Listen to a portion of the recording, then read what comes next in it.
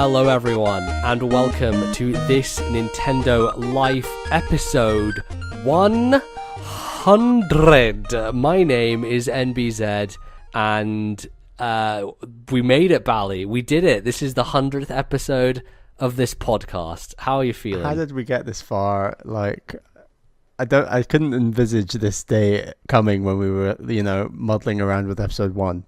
Yeah, I remember us doing the first practice episode, which has never actually been uploaded to see if this would work or not.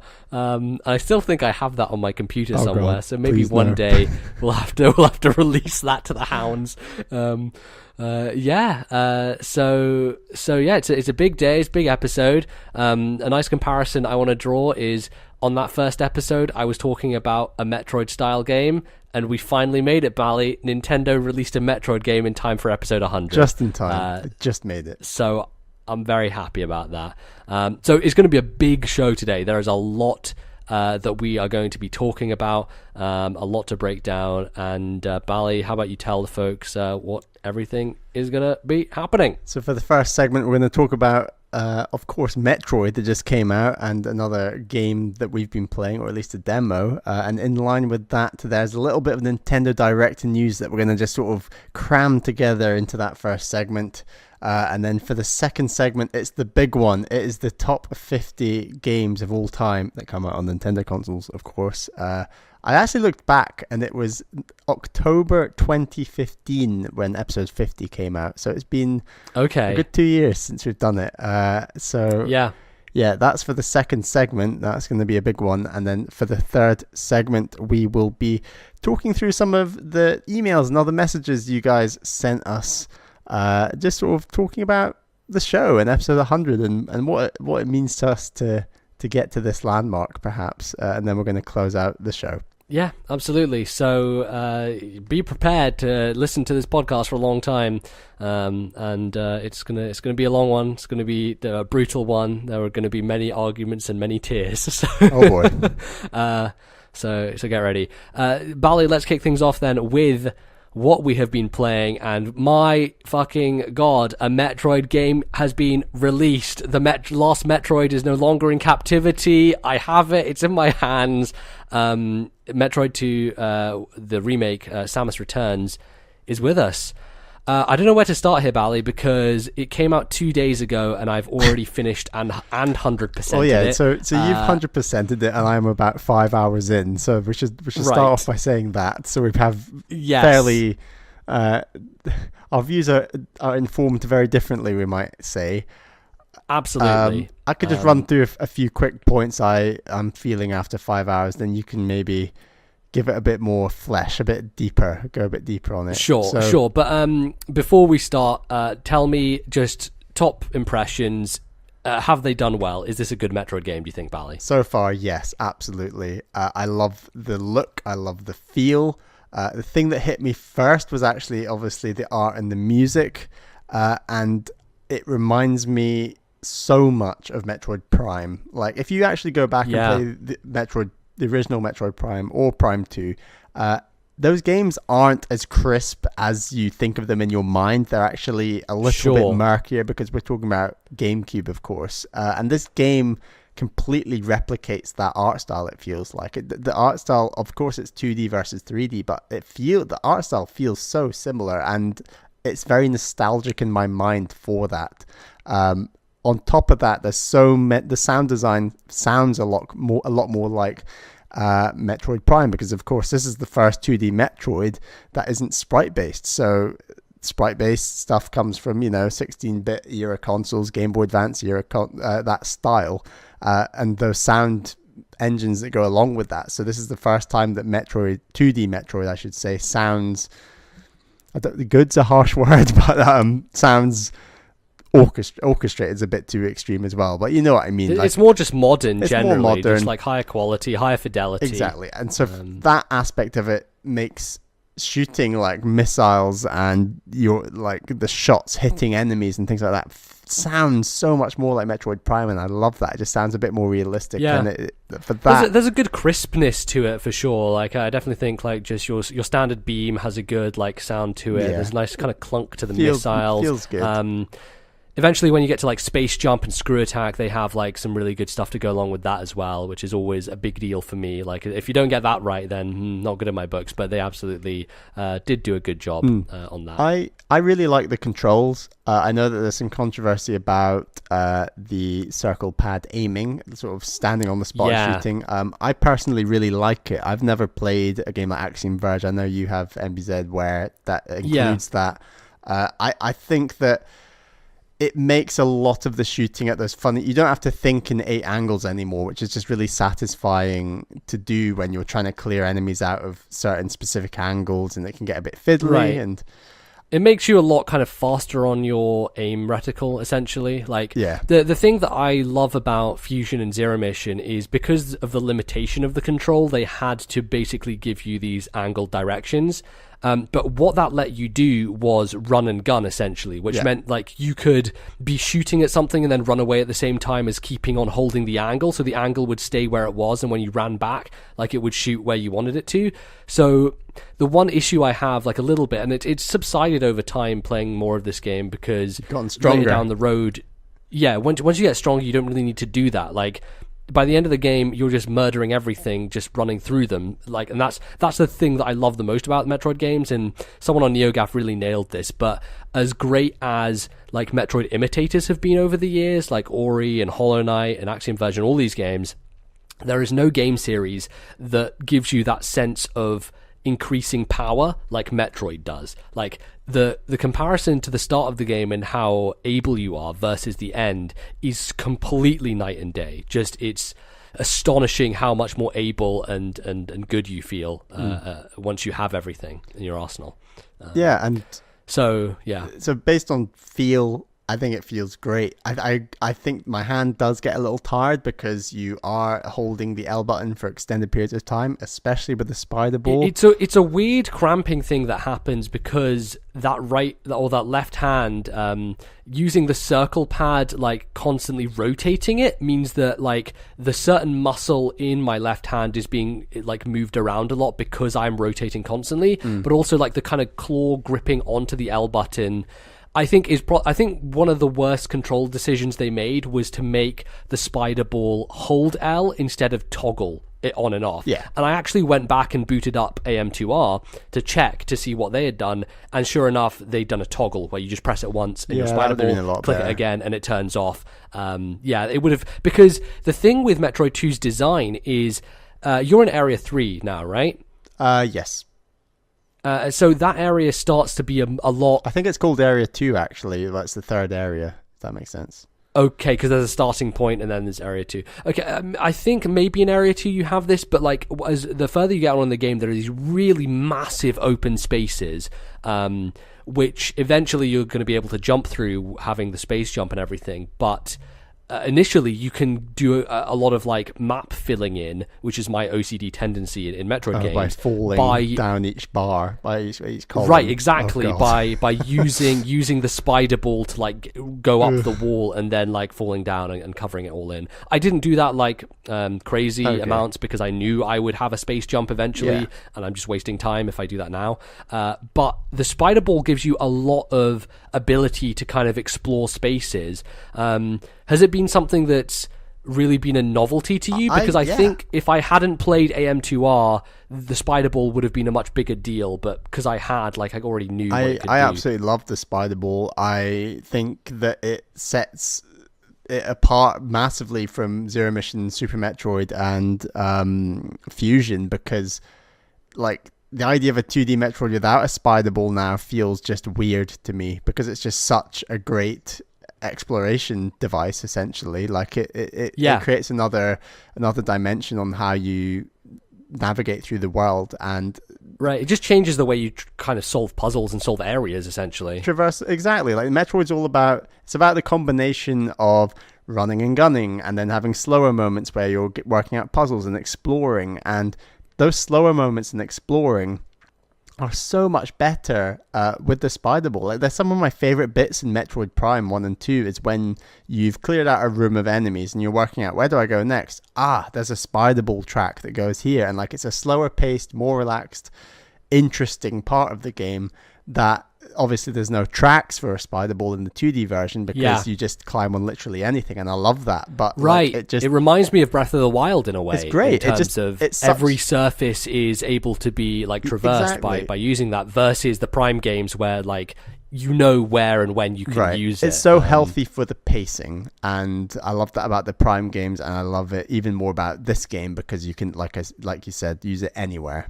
Yeah, absolutely. How do you feel about the melee stuff? Because the counter is a big deal in this game. It is something they've talked about a lot in the marketing materials, like showing this game off early. You're going to have this physical melee counter that basically stuns enemies and allows you to kill them faster.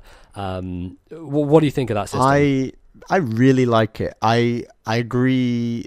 I definitely think it slows you down early on because if you choose not to melee, you're going to really struggle to like get through rooms without taking damage and getting past enemies. You're also going to take a lot longer on bosses if you're not using the melee attack.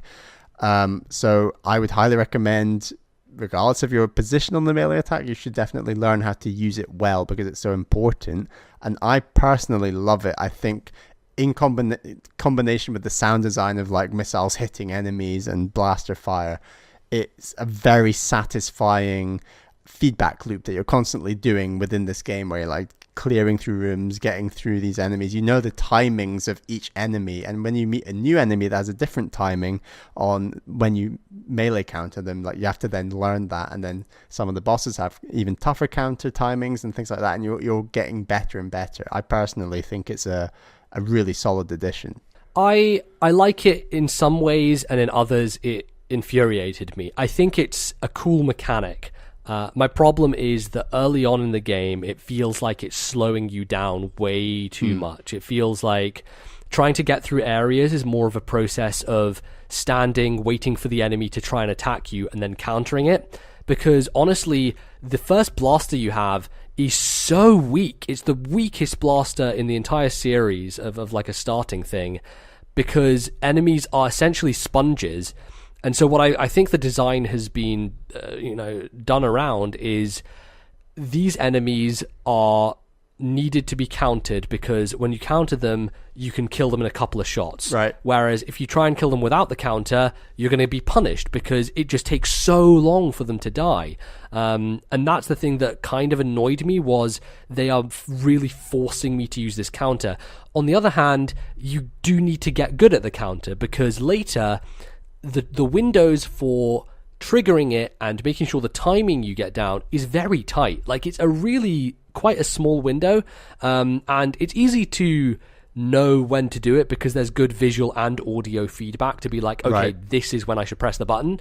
But it definitely requires practice, and I think that's why they kind of force you into doing it early, is because later down the line you're going to be in some really tight and very tense situations where you need to be able to reliably get that counter off in the one window that it's open to you. And you were talking about some of the later Metroids that you've been facing now. You're trying to fight some like beta ones, and they have lots of different patterns they go through. Like, they're flying through the air, they're like covering the ground in lava, they are firing laser beams, they're doing a lot of different attack patterns, and they seem to be random, and you don't know when and where they're going to happen. So you constantly have to be watching out for that one window, that one point in time where you counter them, and then you can just slam missiles into them. Right. And I saw someone commenting on the fact that it would have been incredibly tempting for the developers to just make these quick time events, right? To like wait for a button prompt and then have it automatically happen. But making it skill-based... And they almost become a quick time event, but they're not quite. Right, because if you don't jam on the missile button, you're not going to get any damage done to them. Right. Like, you have to keep smashing that button while the kind of cutscene stuff is going on. And the 3D and the way that works with like Samus flipping over these enemies, it looks fantastic. Yeah, it's definitely the best looking stuff in the game. Because honestly, I don't think the game looks particularly great. In 3D, it's definitely serviceable. Like, it looks good, I think, but there's a lot better looking games. I definitely want to hit on that point that I like the game's look more for its Metroid Prime nostalgia than it being an outrightly good looking game. Right, because it's not very pretty. Like, it's kind of got ugly edges to it. And, to some degree that fits with the Metroid world, but There is also just that fuzzy... You just want that crisp 2D Metroid on Switch. Right, exactly. There is like the fuzzy filter almost, as you were mentioning with the Metroid Prime games, that kind of rears its head here again. And I don't know how much that is to do with intentionality versus just the ability of them to make something look crisp. But definitely, like, one of my early complaints was the frame rate is not great. It's pretty smooth with 3D off. With 3D on, it gets a little chunky here and there. But the fact that it's 30 and not 60 just kind of bummed me out straight away. I was like, that's a bad first impression. Are other 3DS games 60? Link Between Worlds is the best one I can think of. 3D Land as well, I think, is also 60. Nintendo first party, like, mainline series, I generally go for that standard. But I think also it's a disappointment because previous 2D Metroids have been 60. So right. It's a shame. It didn't necessarily ruin anything for me because I think the game still controls, in terms of moving Samus around, it's very smooth. Like, it has a good flow and pace to it. There are just like lots of like niggling things. I think what I did on Twitter was kind of go through a kind of list of stuff that was bothering me in the first like hour and a half, 2 hours. So the melee counter being a crutch in the bullet spongy enemies, the frame rate, the kind of fuzziness of the art style, also stuff like the idea that the circle pad has to be used, which is obvious for the free aim, but I wish they would have given you the option to use a D-pad and just go with the old kind of system. It may have made things harder for people, but I think that if people preferred playing that way, you should at least let them have the ability to do so. And I think Nintendo games so often just are like, hey, this is the control scheme, this is what you're going to learn, this is how you're going to do it. And having played on PC for such a long time now, I've gotten used to being able to rebind things and make things now you can with ARMS play as how I want to. Exactly, they've finally done that with ARMS, which ARMS was in a much worse place because like that was just a straight up awful design decision to put the block on clicking a stick in. But yeah, I understand why it had to be circle pad for this one system, but also it would be nice if they gave you the option. It also is one of those things where going from normal Samus into Morph Ball doesn't feel snappy enough. Like, it doesn't feel like you have the same kind of speed as you did in Fusion or in Zero Mission in order to just quickly transform. So that makes certain sections, which are based on speed, a little bit tougher because you're like, oh my god, go into the Morph... No, and then get up. Like, it feels a little awkward going between the different modes of Samus and how she stands up and everything.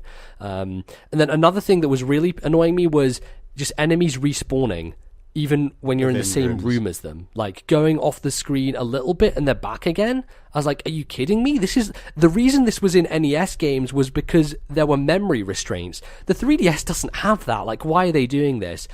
And what I will say is I understand more why they do that later in the game, because there are certain like power-ups and puzzles hidden behind Aeon abilities, which we can talk about in a second.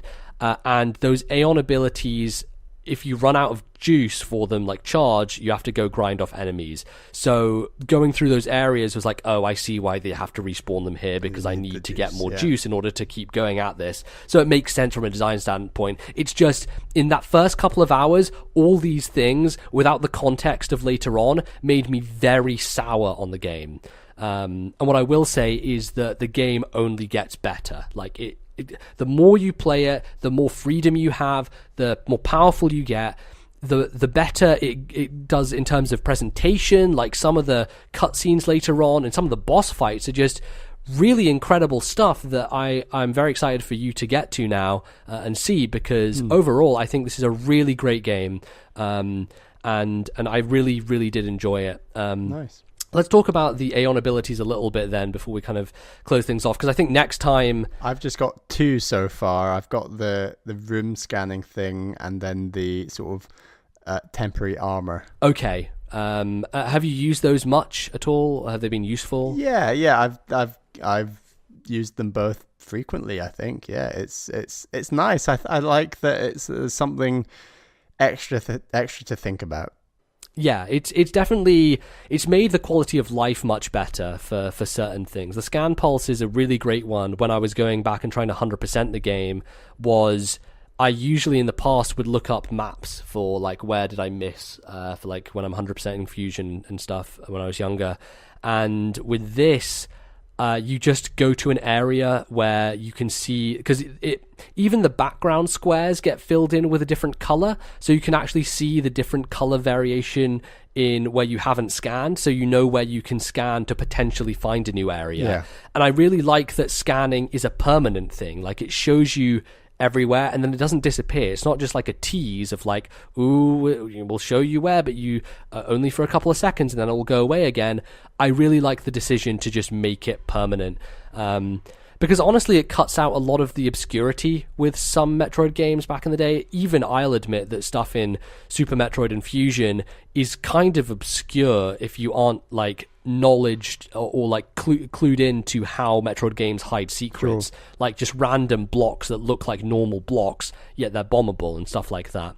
So I feel like they get away with it much more by having that as an option.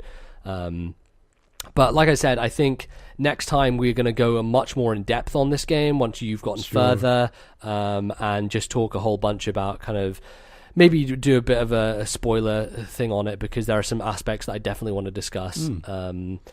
And what I'll say is it started out very negative for me, but as I played and as I got further, I just the best thing I can say about this game is I couldn't fucking put it down. And granted, that's a Metroid thing for me generally, and if AM2R had been on a 3DS, I would have done the same thing. Because it was on PC, it took me a little longer to finish that game, but I burn through Metroid style games. I mean, when it comes to Metroid, actual Metroid games, I actually just disintegrate them. It's not even a contest. By far the most compelling genre for me to just blast my way through. It's not often a game comes out on a Friday and we record on a Sunday and you've already beaten the game that came out on the Friday. I haven't only beaten it, I fucking 100%ed this game in 2 days. Yeah. I've played 17 hours of this game in 2 days. That's absurdity. It's ridiculous. Well, I've got 30 Metroids to go and I'm about 5 hours in, so let's see how it goes. Let's try and wrap up for next time. Absolutely. So the other thing we've both been playing, which kind of came out the blue as part of Nintendo Direct, was the demo for Octopath Traveler, Project Octopath Traveler. Thanks, Square Enix, for just the worst names of video games ever. Funnily enough, I mean, it's not a final name, but they're working on it. I mean, it logically makes sense, like 8 paths and the travelers, Octopath, there are 8 characters. I listened to other podcasts saying like, how many characters are in that game again? And then someone else on the podcast is like, there's 8. It's obviously 8. It's Octopath. Like, come on. Like, even if you didn't do like Latin or Greek, the octopus isn't a thing, people should know. Regardless, let's talk about this because it is a very interesting demo that gives you a good flavor of what this game is going to end up being. And I think it's kind of blown people away, honestly. Like, this is now a game that I have my eye on for next year. It's like, holy shit, this is going to be really good as long as they nail certain aspects of it. Bali, how do you feel about this as a relative RPG newbie? I'm like absolutely loving it. I spent about 3 hours with the 2 characters in this game, in this demo, I should say. And when you're talking about a demo and what you want to see in a demo and what you don't want to see in a demo, like, this is a near perfect demo for me. It just sold me on the music is incredible. We need to talk about the art style. They call it HD 2D, which is just the most horrible name ever for what is actually a really cool idea. And if you don't know what we're talking about, it's essentially 16-bit sprites within a 3-dimensional world, more broadly. It's kind of isometric, but it's also just side on. Like, there is depth to the places you're in, and there's obviously polygons being used, and the shadows and the lighting, and like you're walking around with lamps in caves in this demo at points. And it just works so beautifully, combined with just the most incredible orchestrated soundtrack. It's so good. got Not so since much like the going original for it. Xenoblade have I instantly like fell in love with some of this music. It's fantastic stuff, and we're definitely going to play some during the break. But like, man, I don't know who the composer is, but I think someone was mentioning it's someone relatively new who has started to do some work recently, and I think that, man, I want to play this game if only to hear all the tracks within it. Like that's a compelling enough reason for me. Like I love the original Xenoblade so much, and I think part of why it's such an important game for me is the music. Not only that, but like how the music coalesces in cutscenes. Like a lot of the times when I'm listening to something like Engage the Enemy or Tragic Decision, I can hear like the Shulk voice line in my head while I'm listening to it. Like a lot of them are kind of intertwined, and that happens in this game as well, because I think it's very well written and voice acted, and in some of those cutscenes you really feel a lot of stuff. Like it's so well executed. Yeah, the voice acting is a surprise in a 16-bit game for sure. Right, when I turned it on, I was like, oh, really? There's like full voice acting? Granted, they're going for this. They're doing it. yeah, it's not in every scene, like when you're just talking to NPCs on the street and stuff, it's just text, but man, I did not expect that whatsoever. And I think the plot of these two characters is really great. Like it gives you get a nice beginning, middle, and end of the demo itself, but you're also introduced to a wider story and a wider aim, a wider goal of each character you play as. So you play as Ulbrich with one of the demos, and then you can start a new chapter and play as Primrose, who's like a dancer. So both of them just have these really interesting stories that you do get to explore, and they're kind of dark stories, many of them. Like there's death and stuff happens, and it's like there's also a lot of really suggestive stuff. There's a lot of language being used which you wouldn't expect on a Nintendo platform, Right. Like and there's a lot of stuff like that. Like loads of suggestive stuff, especially with Primrose's story. Like this isn't a kid's game at all, and no, I just really like where those plots are going and what's going on, and the motives of these characters that are ultimately just these 16-bit sprites, but they just give them so much character. Absolutely. I think that's I think it works to its advantage, right? Because you have this very charming, like cute art style that it definitely has like a dark edge to it in certain places, but it's for the most part like it looks very inviting. Yeah. And yet you have these mature tones that are overlaid on top of Definitely. it. And that's a great contrast, I think. And the mechanics of this game so far are really solid. Like I think that they're simplistic enough, but still not overly simplistic for someone like me who's not played a ton of RPGs, but has still played a few and wants mechanics that aren't over the top, but still you can still master them quite simply. Yeah, it feels a little like Persona to me. Not quite the same, but the idea that you're hitting a weakness in order to stun them so that you can do a bunch more damage is a bit of a similar system. It's cool because like you have like various weapons that affect that stuff, and then once they are like quote unquote broken, then you can use a much more powerful move that will do more damage even though they're not necessarily weak to it. And like building up your buffs and everything is... It's cool. Like it seems like an evolution of the Bravely Default battle system, which the idea behind that was either you brave, which means you take a bunch of turns and then you have to wait for them to recharge, or you default, which like banks you a bunch of stuff. Whereas in this game, every turn you automatically bank like a bonus attack.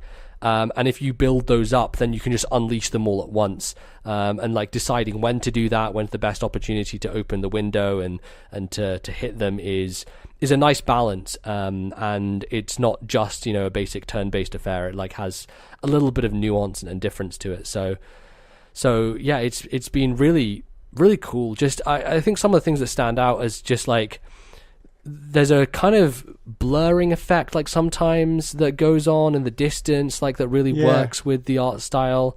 I think some people haven't been a fan of it, but it almost moves a bit like Animal Crossing, right? Like the idea of like the shifting plane of the world almost, like blurring in the background and stuff like that. And it just is. It's kind of weird to be walking around in a world like this, but I think it just works somehow. It takes two disparate things and mashes them together in something that has consistency.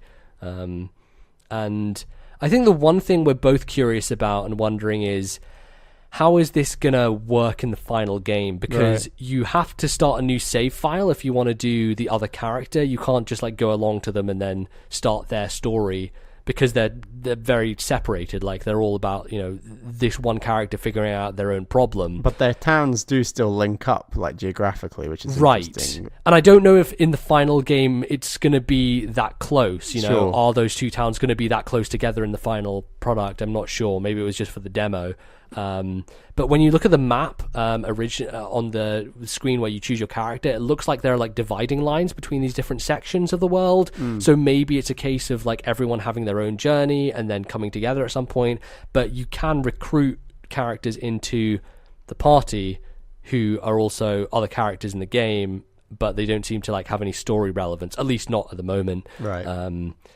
So I don't know. I'm a little worried that they may mess it up in terms of you having to play through it multiple times with 8 different characters, or whether their purpose is like, hey, you choose one and then you're going to have a different experience from anyone else who plays this game. I don't know. I feel like that's what they'll go with, is that, hey, there's 8 characters, but you can start as any one and you will meet the other protagonists on the way, but ultimately you're going to be doing the core story of the 8 characters that you've picked. Right, and I'm sure there's like something that binds all of them together, and eventually, it's like probably going to come to the common cause. All 8 stories, and then you get the extra blah, and then who knows? But bonus ending, it could be like a way of doing the kind of alternate ending thing that Chrono Trigger started back in the day, but changing it somewhat and making it everything different. Intriguing, and it's coming sometime in 2018, but we have no idea when. Yeah, I would bet on later, just because they're asking for feedback on it at the moment. Like, they're doing a similar thing to what they did with the Final Fantasy 15 demo, which is, hey, this game is in progress. And there's definitely things they need to do, like, please let us skip cutscenes. For the love of God, let us skip cutscenes, because there's one right before a boss that is so long, and if you die on it, you have to just go back and do it again. I was a little worried as well, because it's using save points, and if you die, you go back to a save point. But those save points are pretty regular. Like, I was surprised that guy is just kind of standing very close to himself a lot of time. Yeah, so I'm not too worried about that, because it seems like as long as you're keeping on top of saving your game, you're not going to lose too much progress, which is good. But what a surprise. I'm so excited that there's a Switch RPG exclusive to the system that is so promising already. Really great. Just continues to just put confidence in the system, honestly. So great stuff. Before we close out the segment, Bally, we are going to talk briefly about some of the announcements in the Nintendo Direct that happened recently. I think both of us thought that it was a fine Direct. There wasn't anything groundbreaking, so we didn't need to do like a full segment on it. But there are some very important things to talk about. First of all, Xenoblade Chronicles 2 is coming out this year. It is You're going to snap your Switch in half, MBZ. I did say that if that game came out, I would snap my Switch in two. So, well, I guess I'm going to have to find a new Switch. I'm very excited about that. I think that it's a good time. It's a good Christmas game for me personally, and it's at a point after Mario where I'm pretty sure I'm going to be done with Mario by that time. That works, and it's looking promising. I'm excited. I think that maybe they spent a bit too much time on it in the Direct in terms of like really the minutia. In-depth on how it works, like mechanically, which for a game as complicated as Xenoblade, it's like you have this huge audience here watching this Direct, and you're at risk of turning off a lot of them with a 5-minute description on how all this stuff works. Absolutely, yeah. But it still looks good, and I'm excited to dig into it. Then we had some more footage of Mario Odyssey, which just continues to look fantastic. Looks better and better. Everyone, it's just unbelievable how that game is coming out in October and not, delayed till end of 2019 or something. Like, it's just so awesome. The big thing I want to mention with Odyssey is the photo mode, which cool. is a great idea, and obviously a lot of games have done this. Most recently, I played Uncharted: The Lost Legacy, which has a photo mode in it, and it's the first time I've actually used or like tried to use a photo mode, because there were so many scenes and things that I thought, oh, this is so cool.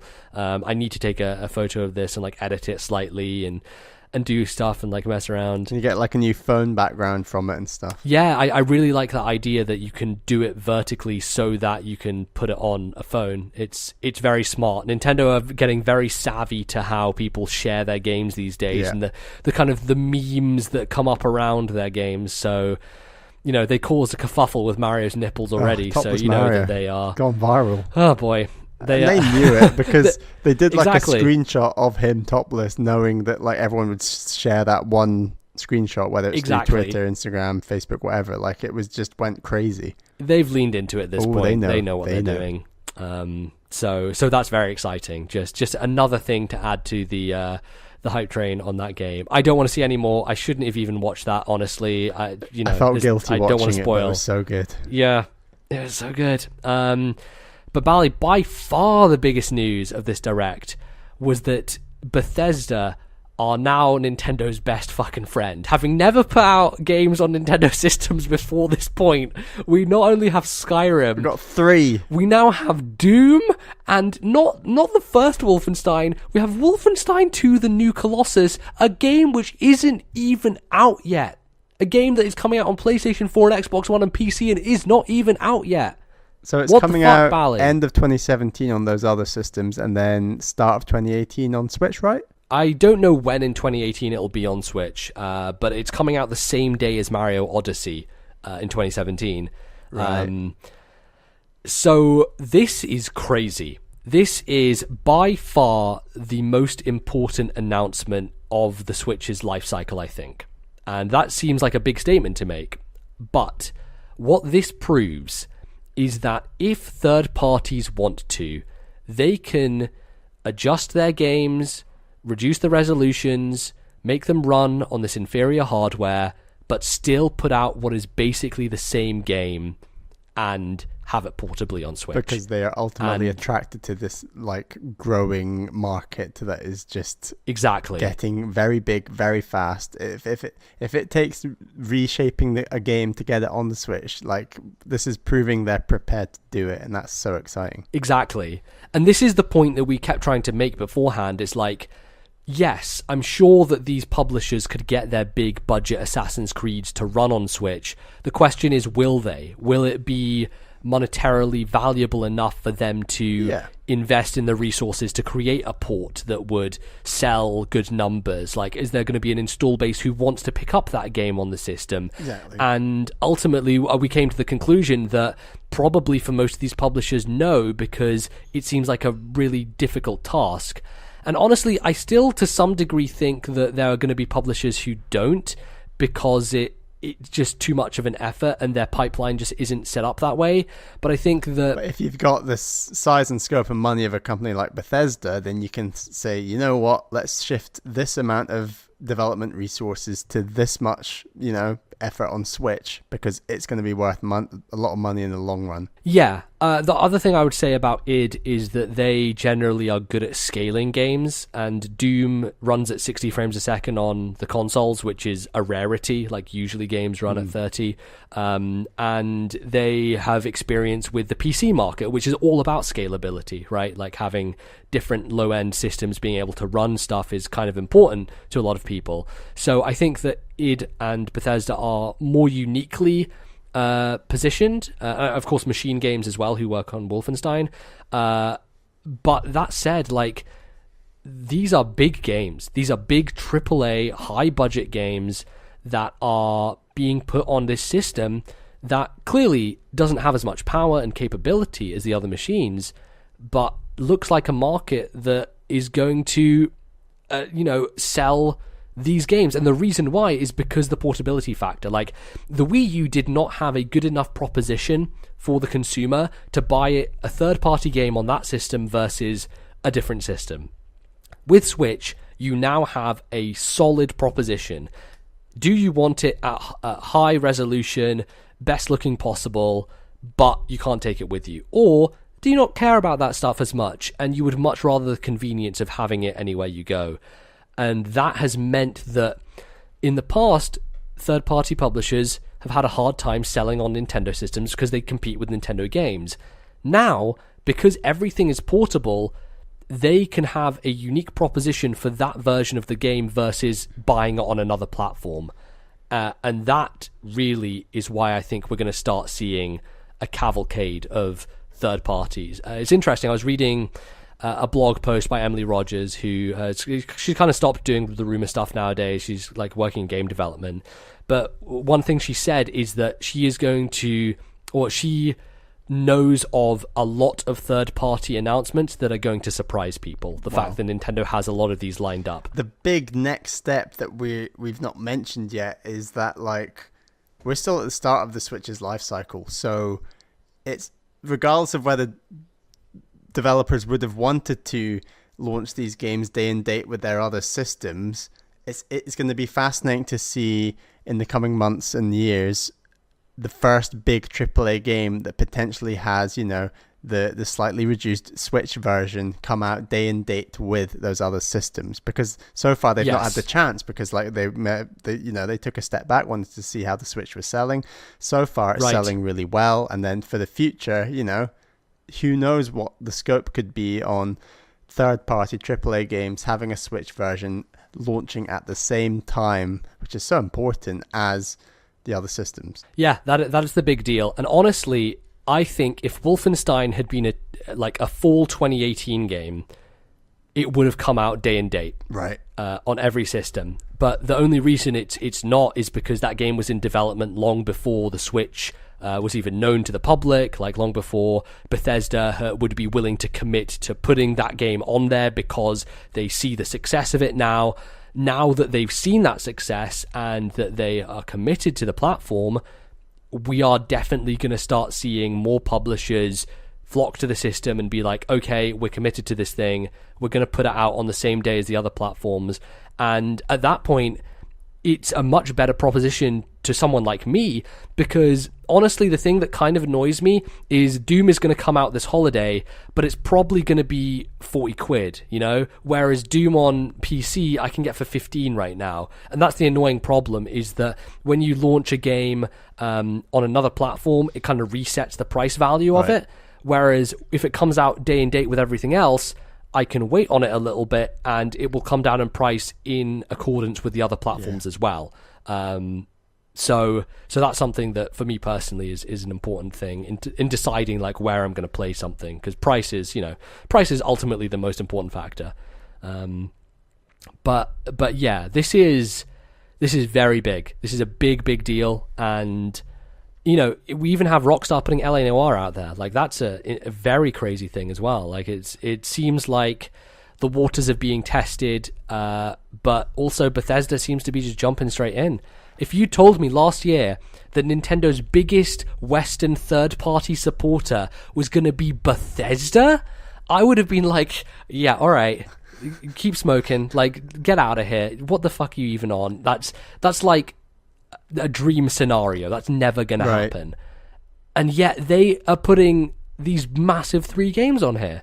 It's absurd. With reference to LA Noire, I'm ever so slightly skeptical that Rockstar will treat that as a fair judgment on how well a Rockstar game can sell on the Switch, for the simple reason that I think GTA and Red Dead Redemption are just way bigger than LA Noire and would absolutely categorically just sell so much better on Switch. So I hope that LA Noire doesn't do badly, which it could well do, because I mean I'm sure there's lots of Switch owners who aren't maybe massively interested in LA Noire, so I hope it doesn't. And it's not a huge game. Like, it didn't have great sales. It's so people seem to like it, but I hope they don't use it as, you know, the bellwether of whether they should step it up and potentially put in the future Red Dead Redemption or GTA on the Switch.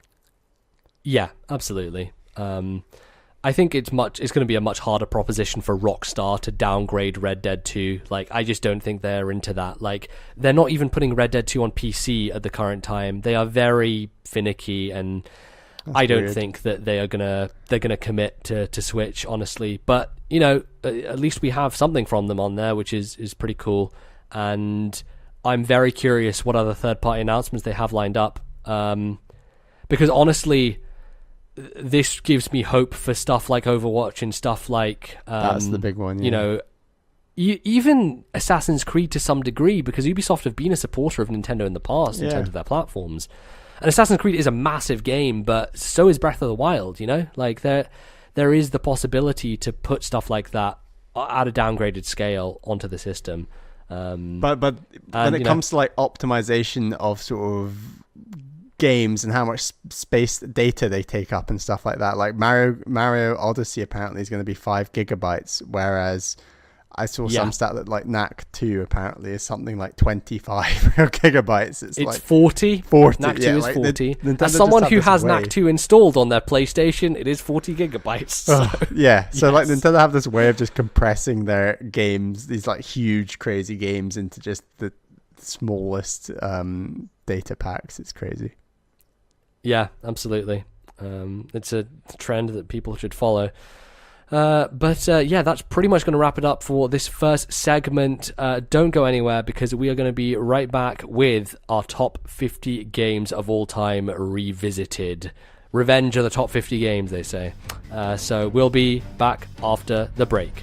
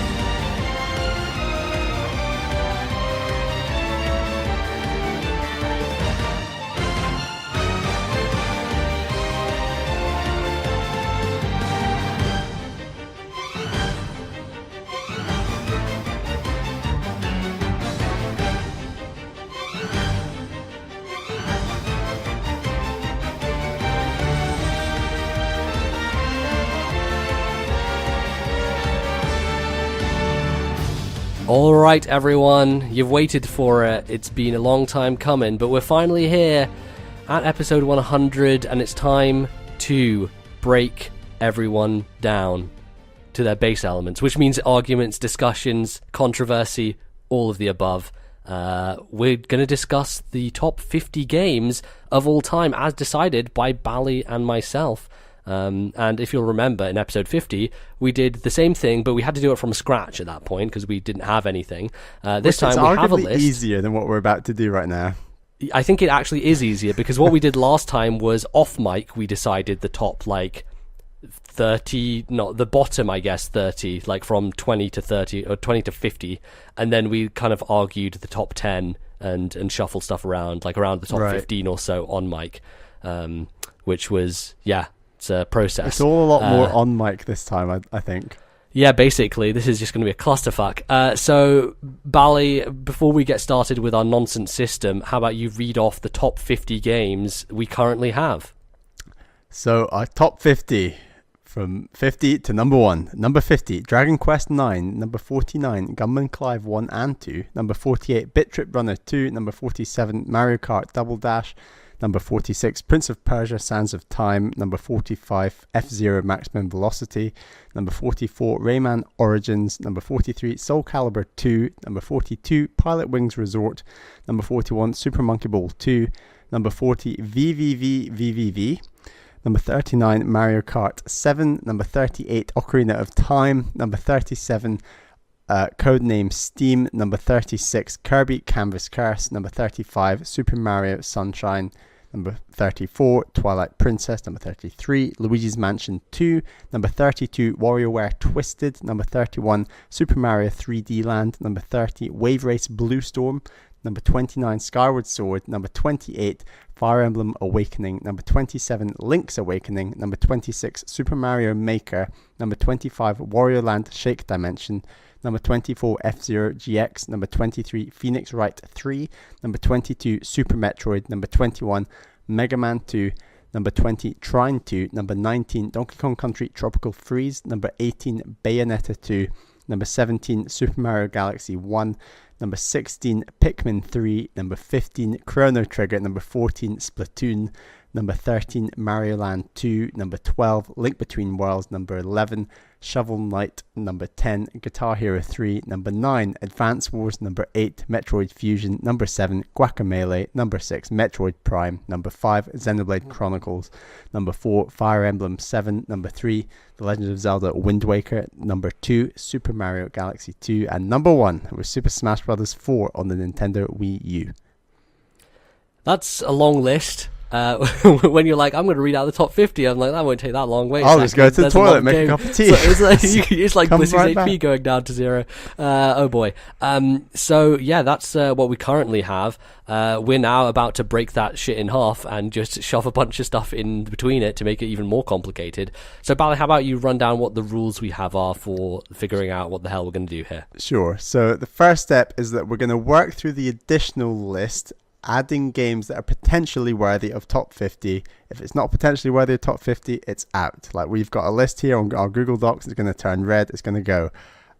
So the positions are going to be put in, roughly speaking, and so stuff is going to shuffle up and down, because later we're going to focus a lot more, because the list, once we put in all the games we think are worthy of top 50, will obviously be longer than 50 games. So the second step is that we're going to cleanly chop everything below 50. We'll then burst into tears and realize that some of our favorite games have just been cut off the list. So we're going to have a bit of a save system where me and MBZ are going to have one automatic save each. So we basically have one ability to take a game and shove it in the list no matter what, without agreeing it, although we'd still have to agree on the position. And then there's up to 3 more games that we're going to agree on that we can potentially rescue on top of the 2 that we're both going to save. So maybe there's a potential of up to 5 games going to be rescued back into the list. We might go more than 5 games. It all depends.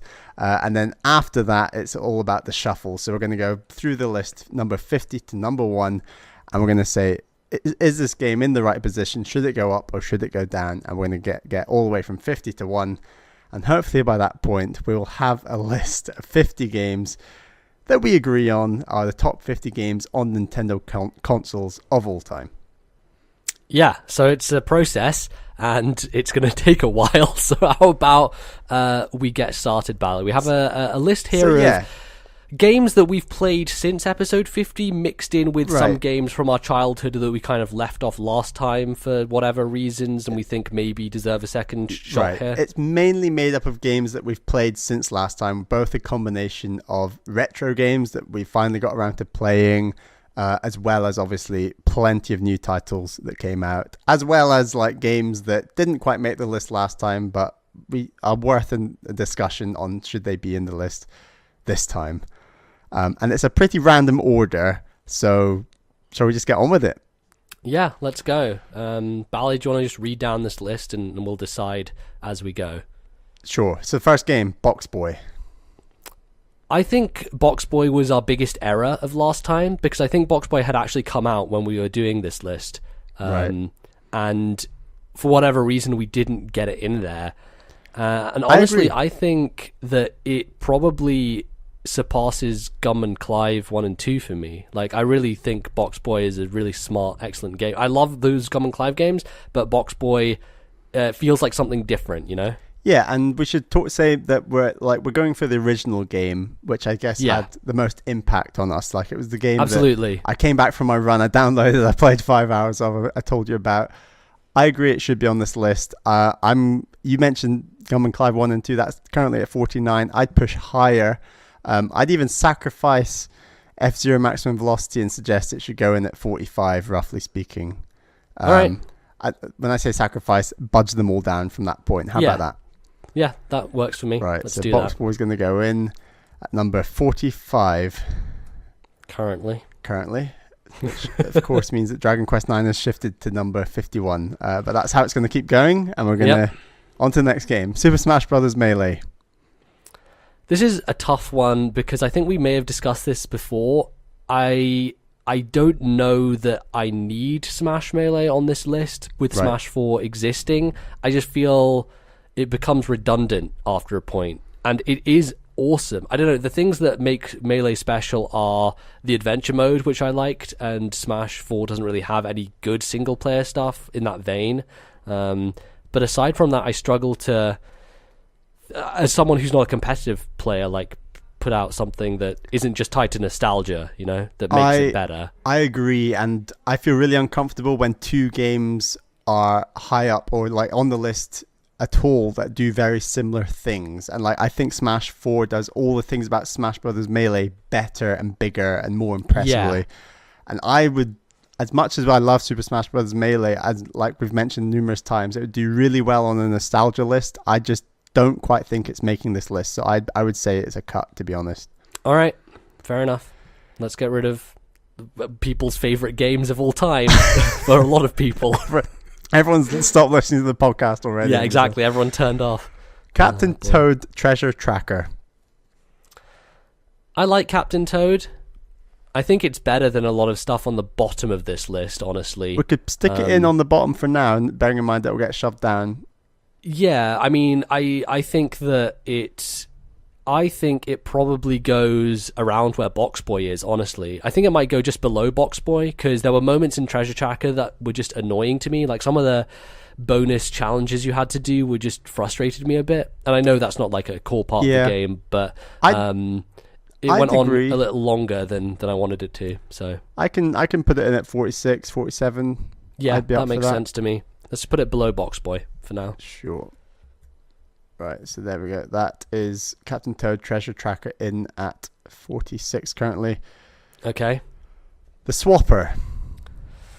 Yeah, Swapper's an interesting one. I think both of us really enjoy this game. It's super clever with its puzzle solving. Like, it has some really great ideas. I did find some of them a little too challenging. You know, in a sense, there's that one room where you have like the 4 people have to be in these like upside down areas, and it was a bit of a mess. But I do like the concept a lot, and I think it stands out enough to maybe go at the very end right now. But I'm not super sold on it. So I think Unlimited Clive is a better game than the Swapper. I think that Bit Trip Runner 2 is a better game than the Swapper, and they're already hanging off this list. And for that reason, I'd be uncomfortable putting it on the list. Yeah, fair enough. To be honest. Yeah, I think those games are more enjoyable to me than the Swapper. And like, we might push those up later, but I think that the Swapper is just not quite getting there. No, I enjoyed it a lot. I think it's just a very smart game with some neat ideas, but I don't think it's a top 50 game for me. Sure. Right. Big one out of nowhere. Xenoblade Chronicles X. Oh god, this is such a hard game to rank for a lot of reasons. First of all, we should say, like, my views are broadly relatively negative on this game compared to you. I have not beaten this game. I'm 30 hours in. I really struggled with some of the worst parts of this game, and you agree with those flaws with me, but you stuck with it. You really enjoyed the scope of this game, the ability to fly. Like, Bali, there's a world that exists where Xenoblade Chronicles X is my favourite game of all time. Like, that world exists somewhere if they had gotten certain things right that they just fucking fell on their face about, you know? Like, if they had given me a story that was as engaging and as thrilling as the original Xenoblade, and also just fixed a lot of problems with like recruiting characters on the map system and just the tiny fucking text, just horrible UI decisions and issues that plagued that game, then fuck, this is one of the best experiences I've ever had. But like, I'm in this weird like middle ground where on the one hand I adore it, on the other hand I fucking despise it, and it's such a weird place to be.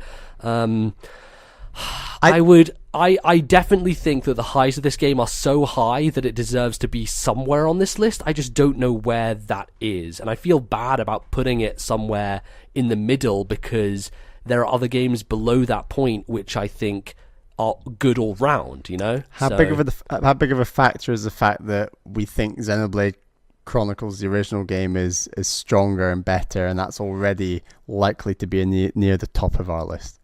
I don't think that's a big deal because I think these games are so different. Very different. Very, very different. Like, they do very similar things, but the end goal of them is very divergent. Like, they don't focus on similar elements, and what makes them good is not the same either. Like, I love the look of the original Xenoblade's world, but I didn't find exploring it as rewarding as exploring Xenoblade Chronicles X. Yeah. I'm not a huge fan of putting this on the list, but I appreciate how much you like it. I would say... Like, Bally, seriously, flying in that mech for the first time is one of, like, top 5 moments in games for me. Like, it's seriously astonishing. Like, it's incredible. So I think I have to put it somewhere on this list, at least in the 40s. You know? I was going to say just above Pilot Wings Resort, 42. Yeah. No, actually, you know what? I'll put it above Monkey Ball 2, actually. I'll put it above that. Okay, so we're going at 41. Yeah, 41 sounds good to me. Okay, Xenoblade Chronicles X in at 41. Super Mario 3D World. I think this was already out when we did this list last time. I still don't think it belongs on the list. It's by far my least favorite 3D Mario game. Its focus on multiplayer means the level design is nowhere near as tight. When you compare it to its predecessors in Galaxy and Galaxy 2, I just think those two games, which we already have on the list, do everything that 3D World does, but better. More surprising, more tightly designed. I just don't think it belongs on here. I agree. I know you're a stauncher defender. I like this game a lot more than you. As a joint list, we jointly agree 3D Land more than this game, even though I actually prefer World as a game to Land. Yeah. I completely agree. Galaxy, just both those Galaxy games surpass this game completely. And if 3D Land is already on the list, this would be fighting around, mucking around at the bottom. And I don't think it's really worth the fight because there are so many 3D Marios that are doing better things on this list. So I'm happy to take it out and make it red. Sure. Absolutely, let's do that. Animal Crossing Wild World. Oh boy, it's hard.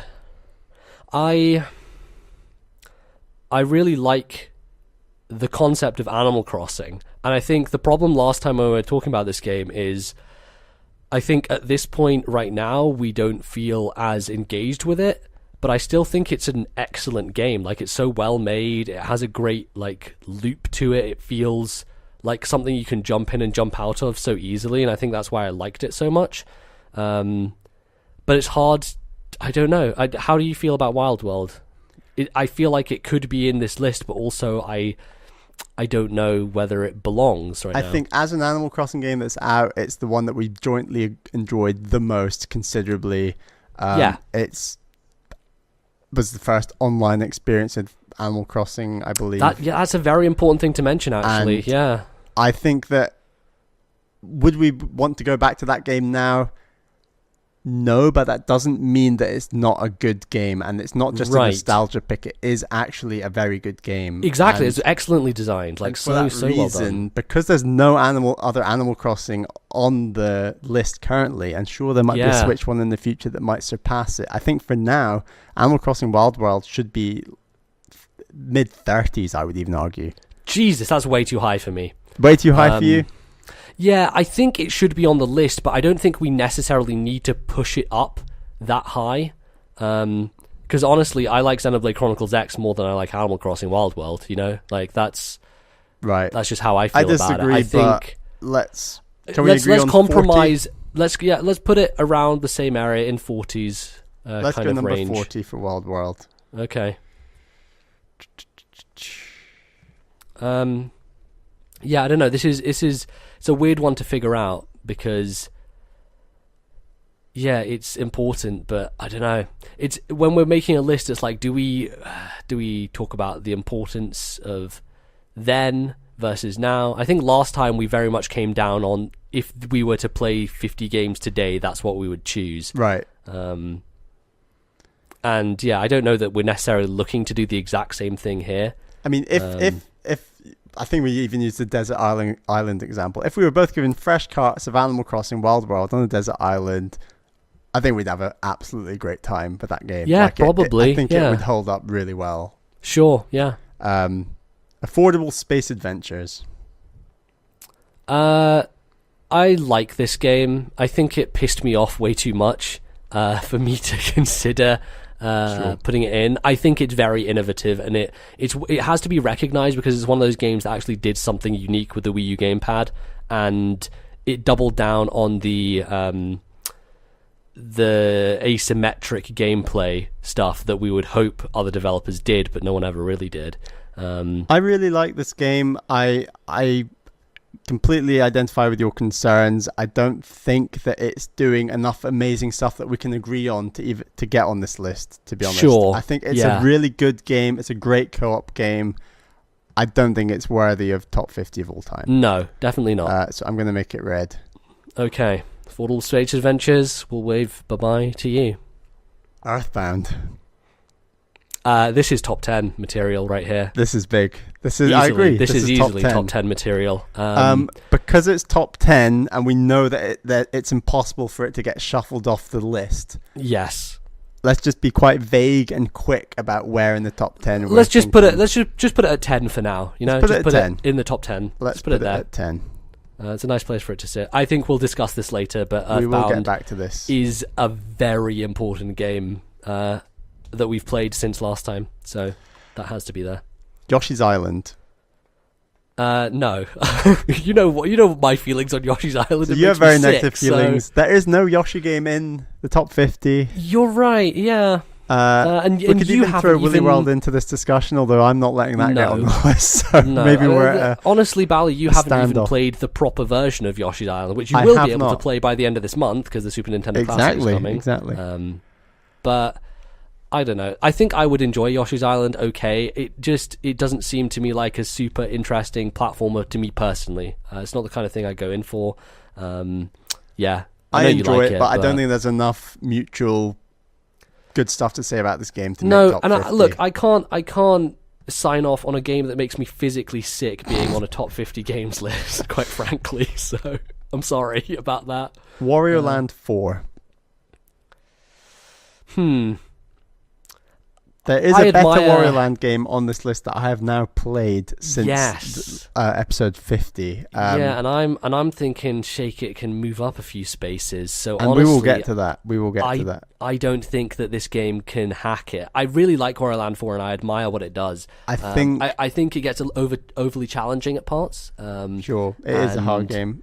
I think it can be a little frustrating to scrutinize over, but it's really good. I just don't think it belongs here. Like 3D World, Super Mario 3D World, there are better games doing the same thing on this list. It'd be mucking around at the bottom, and I don't think it's quite worthy.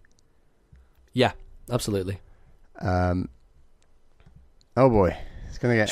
This is the Fire Emblem block. Should we just talk about all these at once? Because I think realistically, only one of these are going to make it. Sure. So these are 4 Fire Emblem games that aren't on the list currently, which have also come out since the last one. We went with Fire Emblem Fates Conquest. Obviously, there are 2 other Fates games not mentioned here. Fire Emblem Echoes, Shadows of Valentia, Fire Emblem Path of Radiance, and Fire Emblem Sacred Stones. This is basically a conversation I have to have with myself, mostly because you haven't played any of these games. I've played some of Conquest, some of Sacred Stones, and not the other 2. Yeah. This is hard because when I'm thinking about my favourite Fire Emblem games in my head right now, I think my top 3 are 7, which is GBA, Conquest, and probably Path of Radiance, honestly. I think Path of Radiance is really damn good. So it's very difficult. Currently, for me Fire to Emblem just 7 choose. is number 4 on our list. So yeah, which is really, really high. I would like to put Fire Emblem Fates Conquest in there, but I also, when we're gonna get to the Advance Wars debate as well. But I think if you and I agree more on one being necessary than the other, then that's probably a better argument. Sure, I can't really see 2 Fire Emblem games in the top 10 personally. No, and I don't think I would want that. We already have Awakening on this list as well. So. Right. And I believe that you've told me in the past your favorite Fire Emblem game of all time when it came out was Conquest. Correct me if I mean, you're undecided on it. Probably, I don't know. I think Conquest probably. Yeah, it really blew me away when I played it. Not only because Birthright had been such a massive disappointment, but it was by far the hardest Fire Emblem game I'd ever played. But it was incredibly satisfying because it made that difficulty matter in a way that wasn't just throw a bunch of enemies at you. Like, it made you think tactically in a much deeper way than I think other Fire Emblem games have in the past. And for me, that's a strength. For other people, like you, who aren't as experienced in the series, you might want to murder yourself as a result. And we had this discussion last episode regarding Advance Wars 2, and I really respected what you said, which was Advance Wars 2 is like the Fire Emblem Conquest of that series to you. But the difference is I'm attempting Fire Emblem-based Conquest, and I don't think you're going to touch Advance Wars 2 of the barge pole. No, yeah. I don't know. I think you're more acclimatized to play Fire Emblem than I am Advance Wars, which, fair enough. I like Fire Emblem Fates Conquest from what I've played of it. I'd be happy to have a discussion about it being in the top 10 if it is your favorite. But like I said, I don't feel comfortable with 2 Fire Emblems being in the top 10. And yeah, 100%. And like this list is a combination of both of us. As much as I like Conquest and I've not played enough of it to give a full impression of it, I really did enjoy 7. And yeah, as an entire Fire Emblem game that I've beaten start to finish, although I've only done that with 2 of them, I believe. I still think 7 is better than Awakening out of the 2 I've beaten. So really, okay. How do you feel about Awakening generally? Do you think it's too high on this list, or do you think we can swap one out for the other? Like, do you care if Awakening is replaced by Conquest? Or I love the cutscenes. I love that aspect of it. But if you're looking for a Fire Emblem game that's more strategic, and sorry, I have beaten a third Fire Emblem game, Birthright. You have, yes. Birthright is actually, and you'll hate me for saying this, actually probably my favorite out of the 3 that I've played, because it combines, in my opinion, it combined strategy with great cutscenes and great visuals. Like, so Awakening was the immediate impact was visuals. Wow, this game's amazing. I really like Birthright. I'm completely prepared to not put Birthright on this list at all because you obviously really don't like that game. But I don't like how easy Awakening is and how much your units can just become overpowered and a power trip. And I don't feel comfortable Awakening going much higher than it currently is on the list. I think in that case, we can do an easy swap here. Like, I think that Awakening is a really good game, but honestly, having played a bunch of Fire Emblem games in recent times, I think it's fallen out of my top list generally. Like, I think Path of Radiance is a better game than Awakening. I think I actually liked Echoes more than Awakening. So... Remind me which one is Path of Radiance? Path of Radiance is the GameCube game. Okay. I streamed the entire game, and man, that game is really cool. It has so many interesting, like, added elements that kind of give you wrinkles to the system. Like, there's a system where you can give bonus experience to people after the end of a level. So if you have someone lagging behind, you can just pump a bunch of bonus experience to get them up to where you want them to be, without just going off and grinding. There's, like, the shove mechanic, which is really useful to, like, getting people out of the way if you accidentally put them down somewhere. Like, really cool stuff it does, and it's well paced. It has really interesting map design. The story, I think, is a bit convoluted, but I find it hard to just put another Fire Emblem game on the list, is what I'm saying. So I think Conquest is... Here's the situation, is that we currently have 2 games on the list, 7 and Awakening. Since episode 50, a lot of Fire Emblem has both come out, but you have also played a lot of Fire Emblem, these 4 games. Ignoring Sacred Stones, I don't think that's making it personally. Because so much Fire Emblem has come out and you've played so much more, I don't mind if there's 3 Fire Emblems on the whole list. Okay. But like you said, you're showing a lot of love for Conquest and Path of Radiance. Yeah. And I think Fire Emblem 7, because we've both played it and both enjoy that game so much, it can also have a place on this list. So... And like I said, I don't really think 2 Fire Emblems should be or can be in the top 10. Yeah. But if you want to push Conquest right to that top instead of 7, I could potentially back you on that, and then perhaps 7 could slip and Path of Radiance could swap with Awakening, perhaps. All right, for now, let's just put Conquest and Path of Radiance just somewhere in that list, and then we can cut Sacred Stones and Shadows of Valentia. Okay, so I'm going to put Conquest in at 15. Okay, that's fair. Put Path of Radiance around 30-ish, wherever Awakening was, and we'll leave Awakening for now, but I think that's probably going to be moved off the list. Right, so Conquest is in, and I'm adding Path of Radiance. Yeah, just put it below Link's Awakening, so around the same area as Fire Emblem Awakening. Right. And that will do. So we're saying goodbye to Shadows of Valentia, which I think Shadows of Valentia has the best story in the series. It's funny, I think both of the ones I've cut, Sacred Stones and Shadows of Valentia, both have the best narratives in all of Fire Emblem, and yet those are the ones I'm cutting. It tells you how much I care about story as a part of that series. Right. So there you go. Gameplay is king. Cool. For sure. I think that was a fair way to tackle Fire Emblem at this stage. Yes, that was a tough block, but we got through it. SteamWorld Dig. Let's do both of these together because we've got SteamWorld Dig and SteamWorld Heist. Dig. I've not played Heist. I'll let you chime in on that, but I'm feeling neither of these are making top 50. No, I respect them. I've always said I like Imogen Former's games. They've never been like the top of the creme de la creme for me in terms of the indie output, but I think they're well made. They're really fun. SteamWorld Heist was cool. I think Codename Steam did what SteamWorld Heist did in a more interesting way for me personally. But yeah, they're both good. Just don't have the chops to make it. Harvest Moon discussion. So we've got Harvest Moon A Wonderful Life, which we've both played, and we've got Harvest Moon Friends of Mineral Town, which I have played. Yes. I personally love Friends of Mineral Town considerably more than A Wonderful Life, but I do love both games. Yeah, it's interesting because my perspective has shifted on this somewhat, having played Stardew Valley, and it gives me a lot more respect for Friends of Mineral Town than I previously had.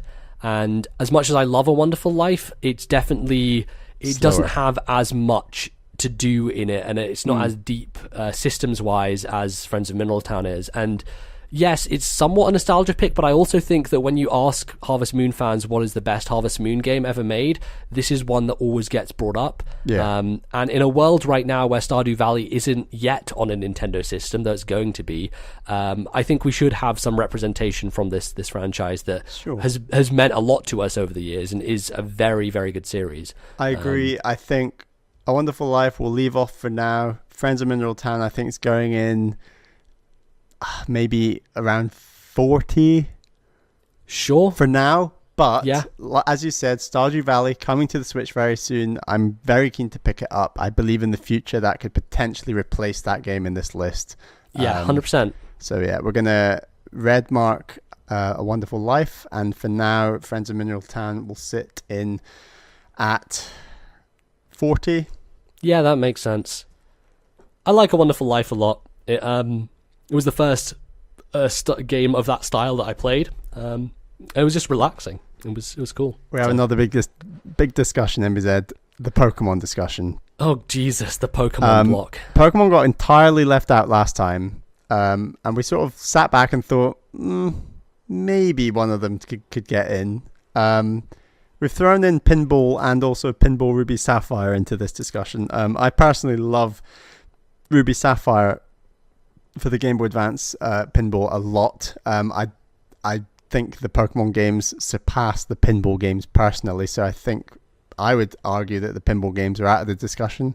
Yeah, I agree. I like them. If this was a list of my dad's top 50 games of all time, Pokemon Pinball, the original, would be probably number one. But he's not a part of that discussion, so we don't have to have that argument, thankfully. But honestly, he played that game more than I did, so... In terms of Pokemon, we've got Red, Blue, Gold, Silver, Ruby, Sapphire, Diamond, Pearl. We're not going to talk about X, Y, Sun, Moon. No, I don't think that. Yeah, they just don't quite cut it. So I played Red very recently, only last year. Although obviously I played a lot of that game when I was a kid. Really enjoyed it, but I know from also playing it as a kid that Gold and Silver does everything that Red and Blue does and more, and and better, and is better, just generally and day and night, and more Pokemon, and an incredible generation of Pokemon. And Ruby Sapphire is great. I still think Gold and Silver is better. Diamond and Pearl, obviously incredibly important to this podcast. Absolutely. Diamond and Pearl, if we're making like a list of most important games of all time, for me, that's number one without even me skipping Heartbeat. Like, I know that. But if I look at Diamond and Pearl as a game, as just the Pokemon game itself, there's nothing much memorable about it, honestly. We played a lot of it, like a fuck ton of it. But if I'm talking about just the online, then yeah, it probably deserves a place, but I don't know that that's something I'm willing to fight for. Honestly, I think the discussion here is Gold and Silver. I agree. That's the one that I think, actually, as a video game, I would still want to go back and play through that today. And it's coming out later this year on 3DS. Yeah, Jesus, September is stacked as hell, I would be tempted to pick that up. Yeah, but also there's so many other games. There are so many other games. Right, I think we've agreed we're going to add Gold and Silver. Yes. I think we put it around the 30s somewhere. Oof, very high, very high. Let's go 30s for now. I agree. Mid 30s maybe. Put it around WarioWare Twisted. Let's maybe? put it at 35. Okay. For now. That makes sense. That's our Pokemon discussion done. Yes. Another discussion coming up. Oh boy. Metroid discussion. Oh, jeez.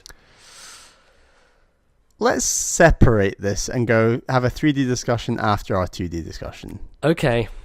We both played Metroid Zero Mission as our backlog club a while ago on this podcast. I think we both really enjoyed the game. A little bit easy. I love it. But a very, very, very good two-dimensional Metroid game. Absolutely. I'd be up for very high on this list with Metroid Zero Mission. I think this is top 20 material for sure. I prefer this game to... Overall, I think I prefer it to Super Metroid. And I think overall I ultimately prefer it to Fusion, although I completely respect your views on Fusion, and that can remain as high as it is. Right. Potentially. Let me have a look. Fusion is currently sitting at number 8, and Super Metroid is currently sitting at 22.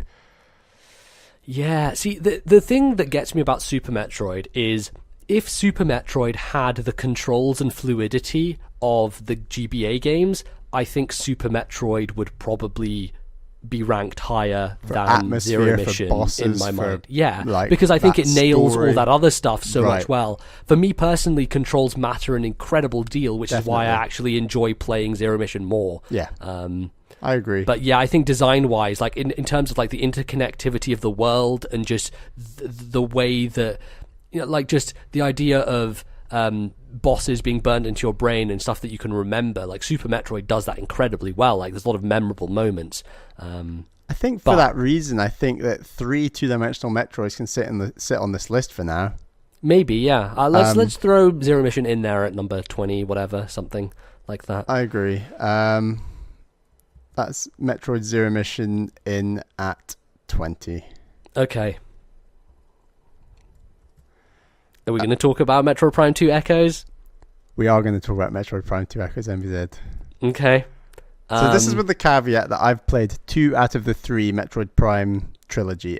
I am going to play Metroid Prime 3 this year, but obviously I'm not going to fight for a game that I've never even played, even if it's worth this list or not, who knows. Sure. So this is between 1 and 2. I've played both. You've played neither, although you've played maybe half an hour of Metroid Prime 2. A good hour, 2 hours. A good hour, 2 hours. You got to the first mini boss and did not like it one fucking bit. Hate Metroid Prime 2. I played this game earlier last year and absolutely loved it. And what I loved about it was that I was loving it for a whole host of slightly different reasons to the first game. There's tough elements of this game. There's only 4 areas, for example. There's far more areas in the first game, Metroid Prime. I think Metroid Prime is more of a perfect game that definitely appeals to a wider audience. I think Metroid Prime 2 is a bit like that sort of what we've mentioned already, Advance Wars 2. Right. Fire Emblem Fates darker, Conquest. harder sequel, essentially. Right. We'll take the formula, we'll evolve it a bit and make it harder, with emphasis on making it harder. I don't think this game should be particularly high on this list, but I will really scrap to make sure that it's on the list personally.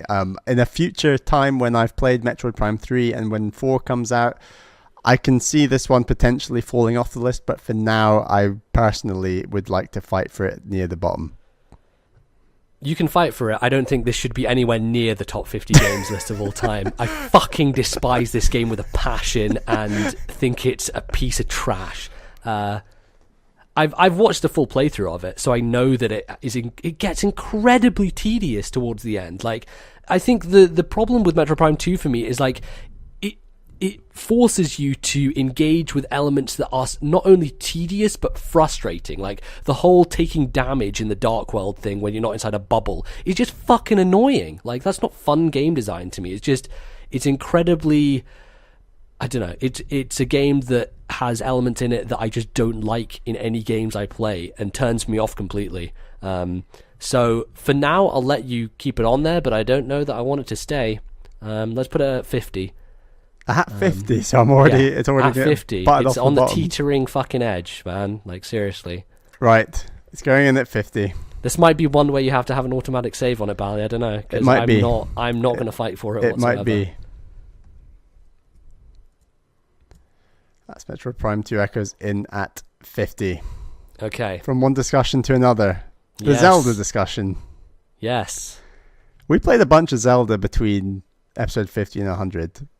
And some Zelda came out. I guess a bunch. We played like 3 games, I guess, actually, in between. Because we have Link to the Past here, which I think we'd both played by the time we did the list, but neither of us felt strongly enough about to put it on the list. And I don't know how you feel now, Bally, but I think Link to the Past is probably strongest than some of the bottom of this list here. You know?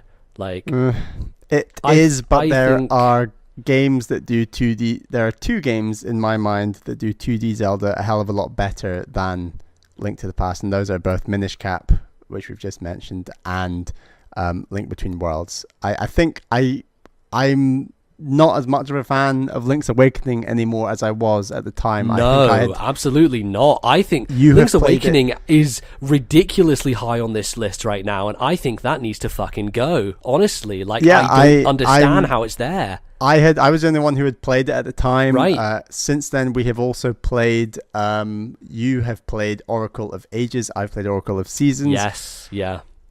Both good games, but frustrating games. I think we can agree that neither of those games would get into the top 50. No.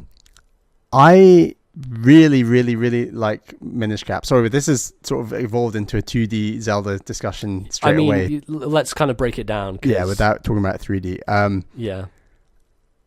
I love Link Between Worlds. I think it's still my favorite 2D Zelda. I'm happy with that being high up this list. Yeah, 100%. I'm not happy about Link's Awakening being at 30. Nope. No way. I think we can actually do another substitution here, which is quite easy, which is Minish Cap for Link's Awakening. I would happily swap Minish Cap right now for Link's Awakening at number 30. Sure. With a view to Minish Cap potentially going higher. Shall we agree on that just now? Yeah. Let's. I guess don't delete Link's Awakening just yet. We'll get to deleting the games that we want to replace when we get to that stage. But yeah, pop it in there above Link's Awakening. That works for me. Sure. Okay. So I guess we're cutting Link to the Past then, is what you're trying to say? I would vote for cutting Link to the Past personally. I think it has a chance of scraping it at the bottom, but I think there's just better games that we can put on this list, and there are better 2D Zeldas higher up this list. I feel like fair enough. Yeah. Like I was mentioning earlier, it's a formula that's repeating too much. Perhaps. Sure. I respect the hell out of Link to the Past. It's not the kind of Zelda game I like personally. Its focus on combat was something that didn't turn me off, but I just didn't think its dungeons were particularly good in the way that I like Zelda dungeons to be. But each to their own. That's most people's favorite game of all time. So it not being on this list is probably sacrilege. So I know it just got an NVC. They just did a PAX panel. NVC put Link to the Past as their number 1 Nintendo game of all time, and it's a good game. But yeah, it is. Nostalgia's a bitch. It's not. It is. Look, we're not arguing that nostalgia doesn't have an effect, because look at the top 10 of our list. Honestly, but there you go. a couple of Zelda games that aren't strictly 3D that we should mention that I don't personally think are worthy of this list are Phantom Hourglass and Triforce Heroes, which came out since episode 50. I really like Phantom Hourglass. It was actually the second Zelda game I ever played or owned personally. Did not know that. Because I played Twilight Princess. Twilight Princess was my first Zelda, right? Like, of me owning and playing the game. And I remember sitting with you and Ali T at your coach house, and both of you playing Phantom Hourglass, and like me looking over your shoulder at you playing it and being like, this looks really fun and like cool. So that's when I went out and got it. And I respect that game a lot. It has a bunch of problems. And so does Spirit Tracks, honestly. I think it's really hard between Phantom Hourglass and Spirit Tracks to decide for me which is better. Because on the one hand, Spirit Tracks quite a bit. Yeah, the one hand, Spirit Tracks has an awful fucking overworld, which Phantom Hourglass has a much better one. But Spirit Tracks has the superior dungeon design. Right. It doesn't have the repeated tower that you go back to. You do go back to a tower, but you don't have to redo the areas you've already done. So it makes it smoother. So yeah, both of them are troubled, but I enjoy them both. I just don't think they belong on a list like this. Yep, I agree. I will. And then we have Triforce Heroes, which I argued vehemently shouldn't be in our top 5 for the year it came out because of the awful online implementation that was fucked up. I had a really good time with that game. I think you had a good time too. Triforce Heroes is great fun. I'm not going to deny it's not great fun. But look, it's just a few faults. Yeah. Then there's a little game called Zelda Breath of the Wild that's just popped up. So yeah, let's I guess put that should be somewhere on the list right now. Let's just lock it again. Earthbound and Breath of the Wild are both locked to the top 10. We'll figure out their placement. Yeah, we'll stick it in just on number 5 for now. Yes. Okay. We're getting there, Bally. We're getting there. Freedom Planet. Yeah, Freedom Planet is cool. Good Sonic game. I think that actually in this discussion, Bally, because we haven't got Sonic Mania near this, I want to bring Sonic Mania in now. Let's bring it in now. Let me move that up. Okay, you're doing it. And let's bring in Sonic Advance and Sonic Rush as well at the same time. Let's just have this discussion right now. Sure. Because you haven't played Sonic Mania, but you did play Freedom Planet. I've played Freedom Planet and Advance. I've not played Rush or Mania. Yes. How do you feel about Freedom Planet? I really like it. I wouldn't put it on this list personally. Yeah. I think the Freedom Planet from a playability standpoint is way better than any of these Sonic games. And I mean that from the sense of it has adjustable difficulty that you can change whenever you want. You're able to go through and basically customize how you play in a way that is much smoother than the Sonic games, and so I feel like the frustrations that people have with dying on bosses and lives and all that stuff is mitigated if you want it to be. That said, I do think Freedom Planet has problems. I think the levels are way too long, but I think it has a really engaging story, weirdly enough. Like, it's a great, like, really super good voice acting, good world building. Yeah, absolutely. Like, Sonic doesn't do that stuff at all. So, that said, I think Sonic Mania is a much stronger game. I think Sonic Mania is probably the best 2D Sonic I've ever played. I think a lot of people have that opinion. But that game is super fun and surprising. And as much as I love Advance and Rush, and, you know, they were great at the time, they're still really, really good. I just think Sonic Mania has that elevation factor to it. So I think if we're talking about all these games together, Sonic Mania is the one I would push for to put in the top 50 for sure. I really like it a lot. And it doesn't have to be high, but I think to represent a really solid series that has had a history on Nintendo platforms, Sonic Mania deserves to be there. How do you feel about, for now, 45?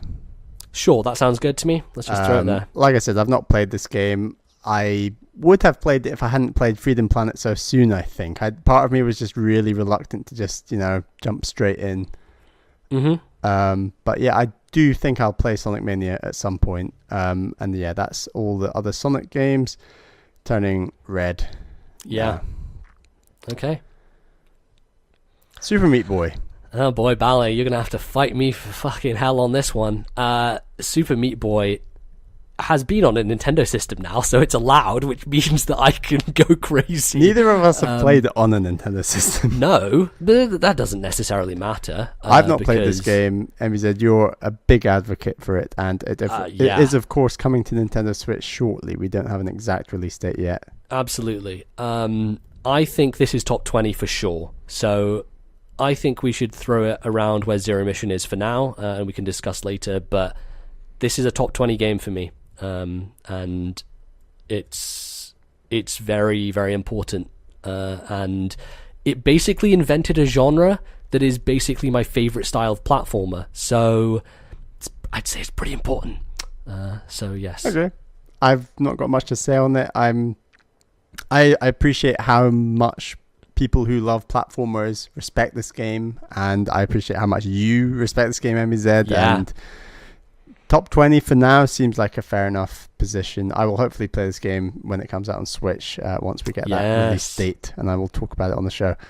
Another game of a similar ilk that has now appeared on the Nintendo system, but you have played elsewhere, is of course Severed. Yes, from Drinkbox, whose game Guacamelee is in our top 10. It's currently sitting, Guacamelee, at number 8. Yeah, that game's really fucking good. Severed's awesome. It's really good. Man, this list is getting really difficult to like place where anything should be, but I think... Is Severed above all this bunch that are already getting cut? I know you like that game. I don't know if it's above that lot, to be honest. I think it is. Really? But you haven't played it, so it's hard for me to make the argument. Yeah, I think Severed is a game that sold me on concepts that I don't think I even gave a shit about. Like, it's a first-person dungeon crawler. I've never played one of those style games. I've never had an interest in them, but it made it accessible and interesting to me. It basically uses touchscreen combat, which I've always laughed at on iOS devices and thinks it's garbage. But it's really clever and implemented in a way that isn't just swiping and slashing mindlessly. Like, there's a lot of strategy to it. It's super thoughtful and well done. It's just so good. Man, I really want it to be on this list, but it's so hard to try and push it in there. Let's put it in at the bottom. I feel like you're going to want to push for other stuff more later, and it will get in the way. I might do. I don't want to cut it just yet. Can we just throw it in there? Like, even if it's just... I don't want to be in a situation where I can't save it, right? Oh yeah, it can be in that. We're up to 65 games currently. Sure, it's totally worthy of being in that mix. We can put it in. Let's just throw it in the mix of stuff that's like at the bottom of the list right now. Exactly. It's outside top 50, but it's there. Sure. I won't make a case, but yeah, it'll go there. And I really want you to play it, because I think once you've played it, you may feel like it deserves to be in the list. Tokyo Mirage Sessions, another game that you've played and I've not. Yeah, I like Tokyo Mirage Sessions. It's 20 hours too long. The best part about it is the music. It tries to be Persona and it doesn't quite make it, and that's unfortunate because Persona is a very high bar. But you know, I definitely enjoyed my time. I just don't think it's worthy of top placement here, so I'm not going to fight for it. Fair it's enough. Good. I like it. Another discussion, MBZ. All 3 games that you've played and I haven't. It's the Castlevania discussion. I need to play one of these sometime. Yeah, I think Aria of Sorrow is probably the one that you should go in for. Game Boy Advance. That said, I don't know that either Aria or Dawn of Sorrow make it on this list, despite them being my favourites of the Nintendo era of Castlevania. And by Nintendo era, I mean like... the post Symphony of the Night kind of GBA DS ones. Symphony of the Night being PS1.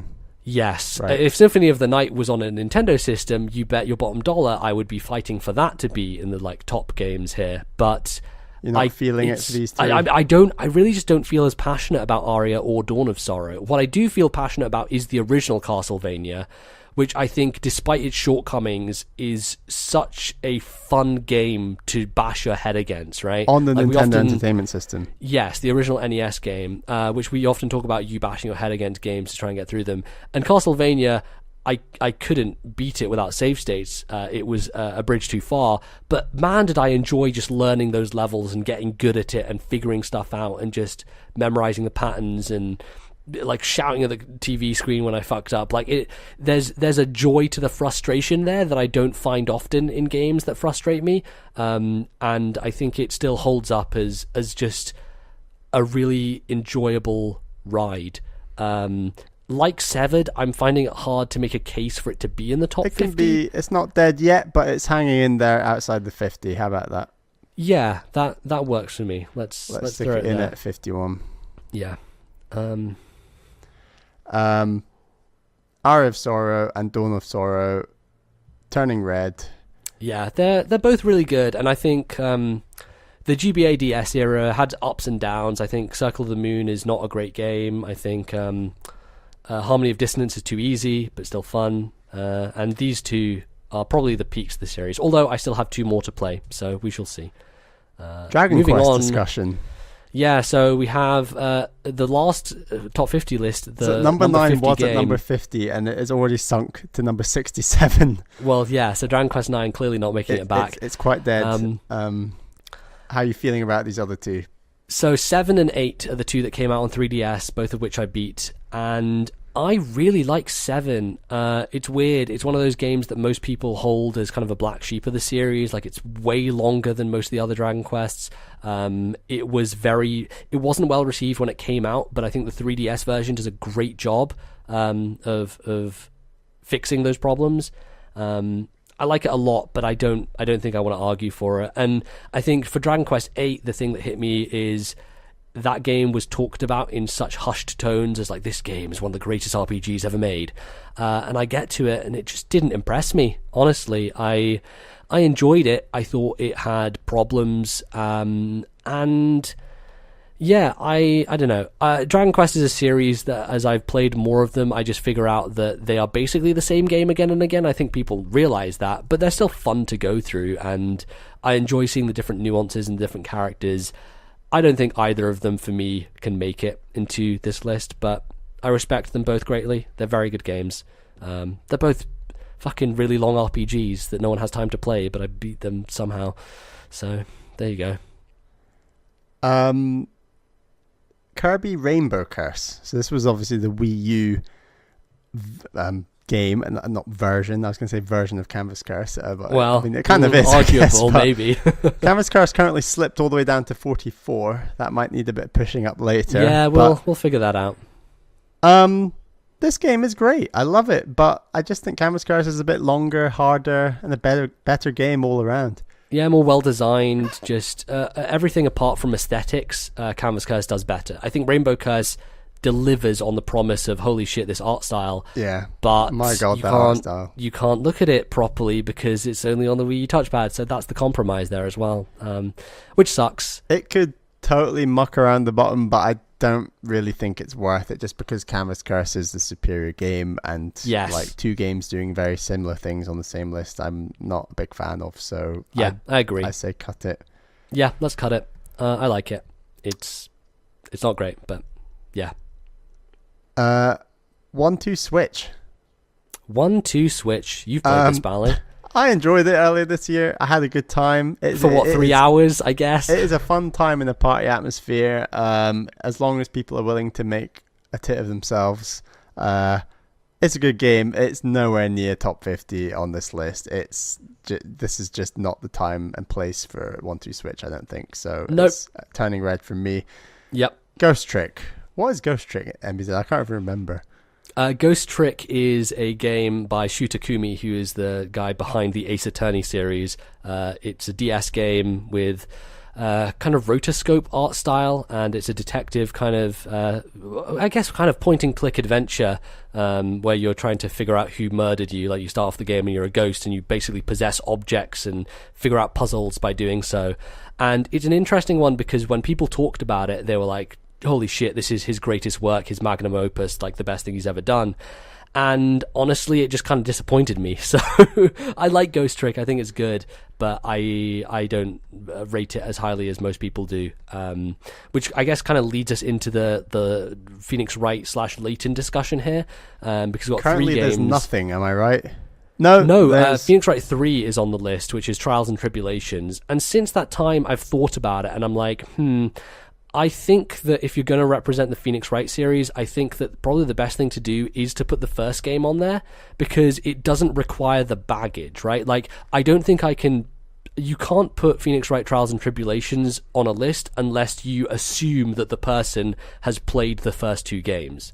And it basically doesn't stand up on its own. It's really good, but you don't get the impact unless you've played those first 2 games. I can't see so Phoenix Wright just now.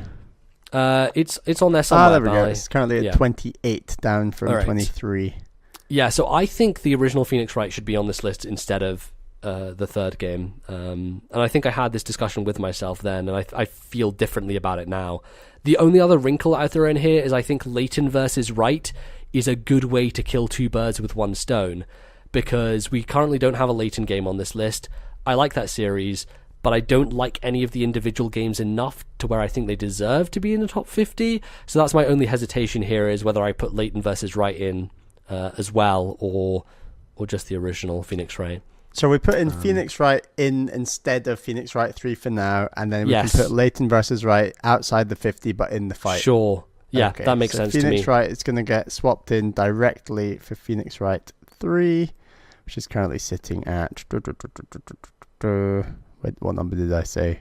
28 or something, I think you said. 28, right. Phoenix Wright. Yeah, and then Layton 3 for me is a game that I enjoyed. I think it's probably the best of the 3 Laytons that I've played, but it doesn't surpass the Phoenix Wright. And it's weird to compare the series like that. I guess people only compare them because there were similar like styles that had a trilogy on DS that also had a crossover, and so they always get talked about in the same conversation, and they both are kind of revolve around mysteries, but they're very different games from a gameplay perspective, and I honestly prefer the courtroom like puzzle solving as opposed to the obscure abstract puzzle solving of the Layton series. So we'll let go of Layton 3, and let's move on to a series that Bally cares more about than I do, for once. That is, of course, Star Fox, I should say. I've played Star Fox 64 and Star Fox Zero. I think I had played 64 before the end of last episode 50, last time we did this. God, that was a long time ago. Since Star Fox Zero has come out, which really divided opinion in amongst the games media. I say divided. They were pretty broadly negative on it. Basically hated it. There were a handful of people out there who really liked it, like Guillaume Bayet from One Radio Free Nintendo, and I really agree with Guillaume. I really like this game. MBZ, you've not played it other than a demo at Hyper Japan in 2015, I think we both Sure, probably. Time's weird. Who knows when anything happened. So I think I would like this in the mix outside the 50. Okay. I was going to say, I'm not sure I can agree with it being put into the top 50. Yeah, but... I mean, I doubt it will get further, but it's there for now. Okay. And now I'm starting to realise that this sort of placing games outside the top 50 has become a thing, and we'll need to tackle that. Yeah, we'll tackle it. Star Fox 64, you did play and borrow from me and despised. I'm not going to even attempt to play that. And I mean, for next time, we'll hopefully have both played the original Star Fox and, of course, Star Fox 2, which comes out this year on the Super Nintendo Classic. So that'll be hilarious. Absolutely. Yep. Axiom Verge, another game that you've played that I've not, MZ, that neither of us have played on a Nintendo system, but is obviously now on the Wii U. It is coming to Switch. You played it on Steam? Yep. What are we saying? It came out. I like Axiom Verge a lot. It's a very well done Metroid game. It's not that high up my list if we're talking about modern Metroidvanias from the indie scene. Like you have games like even this year Hollow Knight and stuff like Ori, which I've adored for forever. And we even have Guacamelee on this list. I think it hews too closely to the sci-fi kind of leanings of Metroid. Like it feels like the game that is most directly trying to be a Metroid game, as opposed to these other ones which are using different settings and different styles and everything. But it is very unique. Like it does stuff that subverts a lot of those tropes and is very, very clever about it. I like it a lot, and I don't know, there's the list we have right now, there's definitely a lot of games on here which I think it is better than, but it's about figuring that out when I'm the only person who's played it. And I think I like Severed more than I like Axiom Verge, and with Severed not even getting in there, I don't think I can put Axiom Verge in there. So that's fair enough. So yeah, let's leave it outside, I guess, for now. Rayman Legends. Now we need to admit we think this was a mistake, and that yeah, I think we did make a mistake. This game should have been there instead of Origins. Yeah, and we should say Rayman Origins is currently sitting at 61.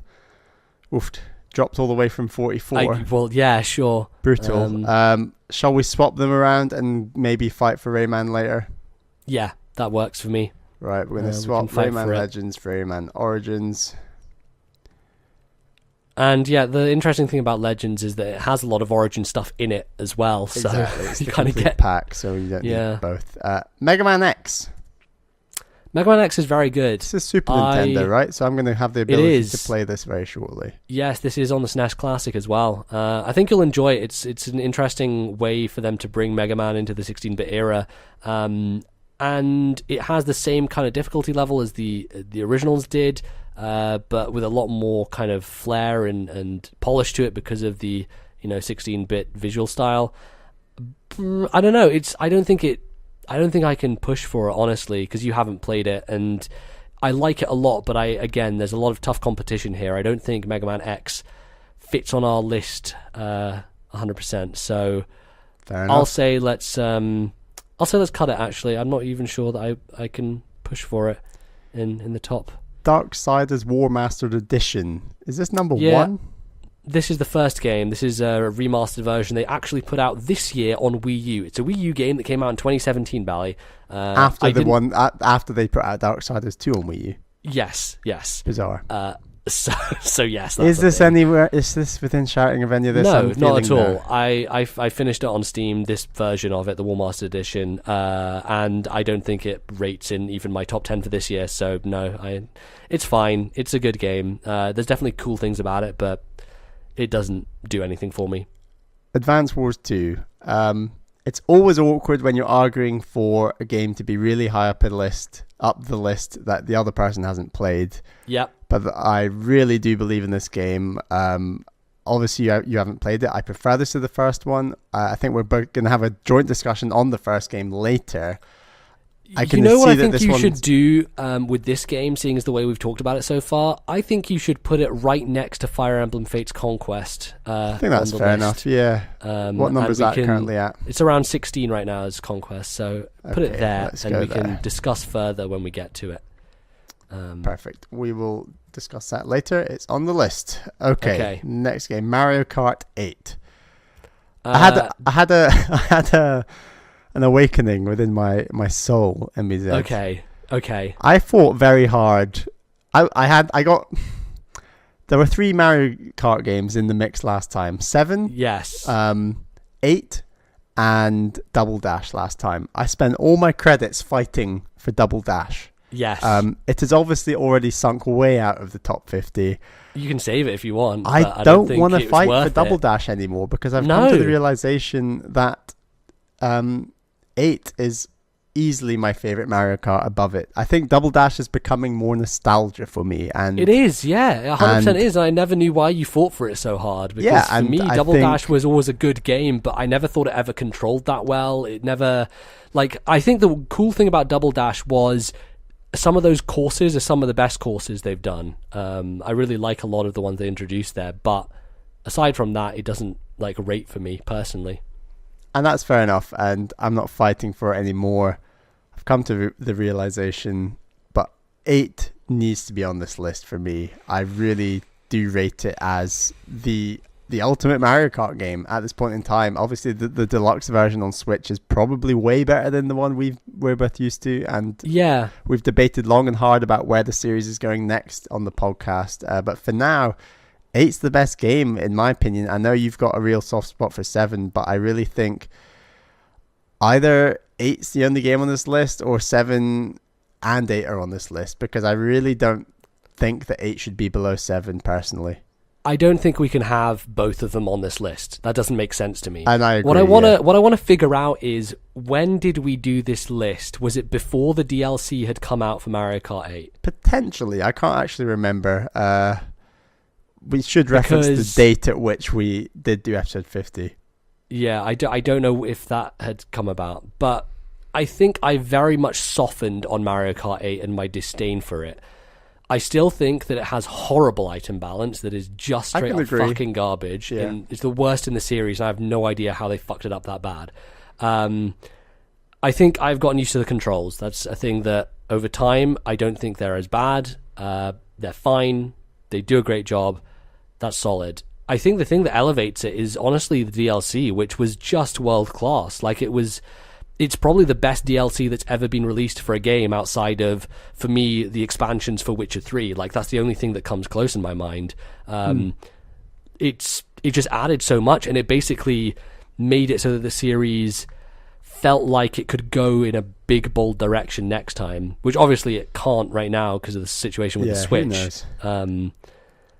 We're both agreeing it's in. I am willing to replace Mario Kart 7 on this list with Mario Kart 8 for you, and that's a big thing I'm giving to you. Got to recognize this, Mal. I'm giving way on this. It's a big one, because I think Mario Kart 7, from a control standpoint, is close to perfect. Well, 7 is currently sitting at number 50, so it's going to drop quickly into the red zone. But it will. So we can put Mario Kart 8 at number 50 for now, if you would like. Let's put 8 at 50 for now. I would argue higher, but we can get to that when we're probably going to do some saves coming up shortly. But for now, Mario Kart 8 is at number 50.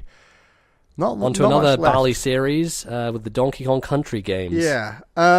This is another tricky one for me. Well, you've played Returns. Yes, I have. But I also think, Bali, that we're going to have a discussion about bumping Tropical Freeze up the list. Honestly. Indeed. And I really appreciate that. And it's great that you've played a lot of the games near the top of the list that I was evangelical about last time. That you now have a much more real view of, which will be good later. Other than that, you've not played the original Donkey Kong Country. It's a great game. It's no way. I don't think it's anywhere near, like, as this is a combined list, it might be on my personal 50. It's not going to be on our combined 50. I think that we've already discussed numerous times why Tropical Freeze is so much better than Returns. So I'm happy to turn both of these red. They're not worth the fight. Sure. Ollie Ollie. I love Ollie Ollie. I had so much fun with Ollie Ollie. It's not a game that I think is going to get in here, but I just want to give it a shout out and say... VVVV is currently sitting at 57. Bali, I will fucking fight you. I will fucking murder you. You have not played that game. That is one of the best games ever made. That game has one of the best soundtracks in all of games. I'm not even kidding you. I'm just saying a game that you absolutely love is sitting that low, and I just think Ollie Ollie's not... It's not within touching distance. Okay, all right. I didn't know what you were saying there. I just didn't want you to attack my baby. You took it as an attack on VVVV, and I apologise. It was quite the opposite. But, all right. But Ollie Ollie, final thoughts? I love it. I think I need to play the sequel. I've got the sequel on Steam. I'll get to it. It's awesome. It's just... It makes your brain do weird things, because... when you grind on a rail, you have to like push the analog stick down, which feels so weird to start with. But once you get in the groove, man, it feels so good. Just flowing from jump to jump. Awesome. Rhythm Paradise Megamix. A game that I've played that you haven't, MBZ, that came out. This was in quite a dead year. It was the last year of the Wii U, which of course was last year, 2016. Yeah. I really, really love this game. It's really hard to fight for it in this list, though. I can't see... So something I want to bring up, Bali, is there are a few games in this list currently that I think are going to either move down or get cut entirely. Because there's some stuff in here like WarioWare Twisted, which, granted, I love the WarioWare series, but looking at it now, I don't know that I'm that passionate about WarioWare Twisted, you know? Like, it's an awesome game, but when we're talking about games that right now we feel more passionate about. Like, why is Super Mario Sunshine on this fucking list? I've been watching Giant Bomb play through Super Mario Sunshine. I listened to RFN talk about Super Mario Sunshine. I am now of the firm opinion that game is the worst 3D Mario. Having contradicted myself saying 3D World was, Sunshine is fucking trash, and it is nowhere close to the caliber of the rest of the stuff on this list, and it needs to fucking go. Why the fuck is it on this list? Like, honestly, why the fuck is Sunshine on this list? We also mentioned Link's Awakening, we think is going to come off the list. Absolutely. We will take so games... what I'll say to you, Bally, is you can put it in like the maybe it'll get in there, and we can think about moving it up, and it can maybe be saved. I think it's fair to say we're going to have our taking games out of the list before we do our saves. Yes, 100%. So like stuff like Link's Awakening, Super Mario Sunshine. We'll have a chat about a couple other games. Sure. But even after all that, I don't think Rhythm Paradise Megamix is going to get anywhere near 50. So I'm happy to cut it. Are you sure? Because I don't want to get into a thing where we have to represent X franchise because we haven't represented X franchise. But also, like, you really liked this game a lot, and I think that it's worth talking about because it is in a similar vein to the WarioWare series. Right. I don't know how you feel about whether you prefer this to WarioWare or. But this is a dual list, and I think that there will be time. There will be other Rhythm Paradise games. You'll potentially play one at some point. We'll have a more. I'll probably even play this one at some point. Exactly. So. We'll have a more firm routing on where it should be, and then fighting one way for a game like Rhythm Paradise Megamix, mucking around at the bottom. When really, if we both play this game, it could get pretty high up. I think that for now. There's just other fish to fry. I might say that, like, there's other games I'm really fighting for, and I'm not going to fight for this in the same way. So I'm not going to put it on for now. Okay. Nintendo Land. Nintendo Land gave me some of the most fun multiplayer experiences on Wii U. Not that there were that many, but it's unique in a lot of ways. It's hard to play it now, honestly. Like, it's just without the setting, it's one of those games that you need to have the right people and the right time, and it just doesn't work otherwise. Like, there's cool things in it. I love the Donkey Kong game where you roll the thing around the place, but it's very shallow. Like, there's a lot of shallowness. You loved that game for so long.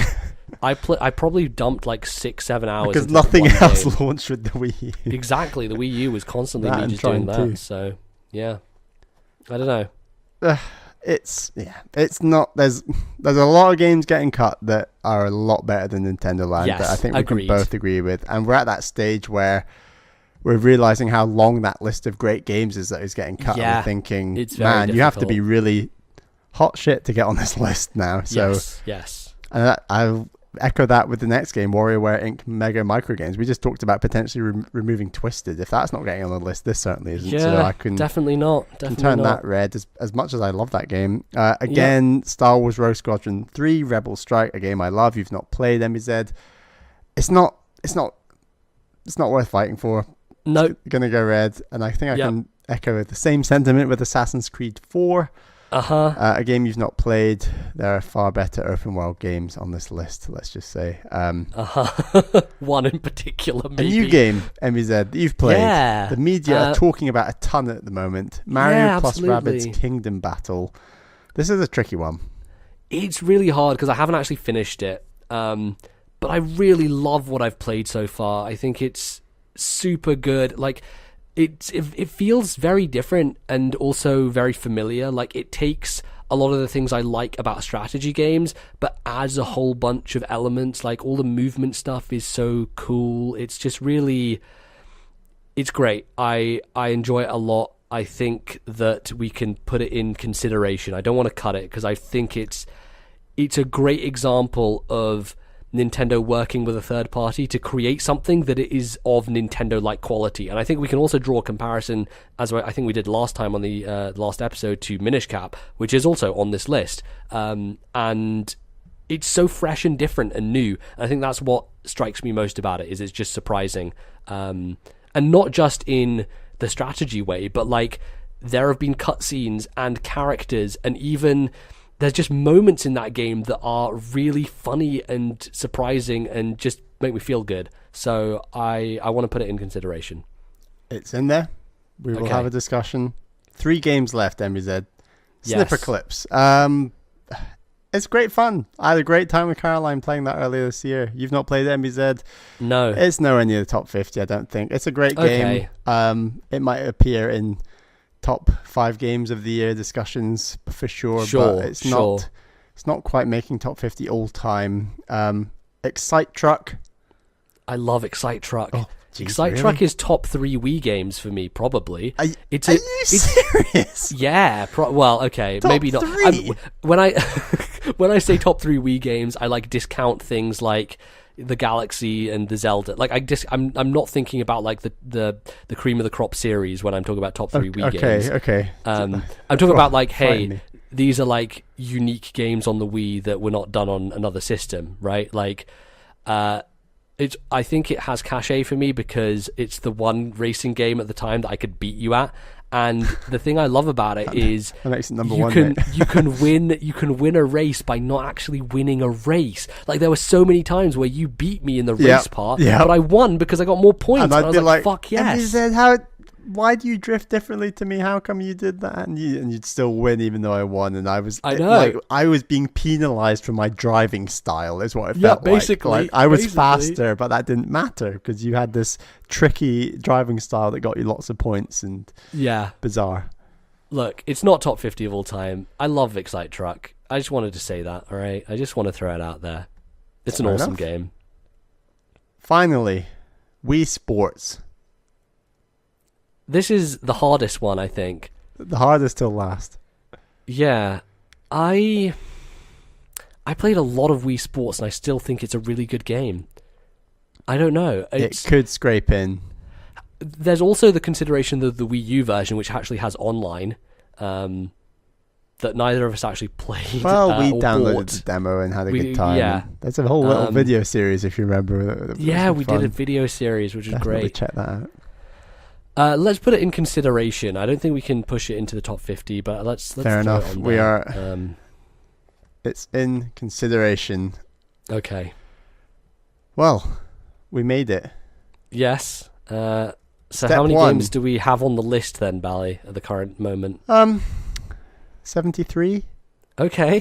Why It's don't workable. I? It's workable. Before we start going into the top 50 and cutting out a couple that we've already described, we've gone sour on and want to remove. Yes. Not sour on, maybe that's harsh, but other games have replaced perhaps, such as Sure. Link's Awakening with Minish Cap. Let's talk Yeah. about the games currently getting cut. So these are games currently sitting outside the top 50, Okay. of which there are 23.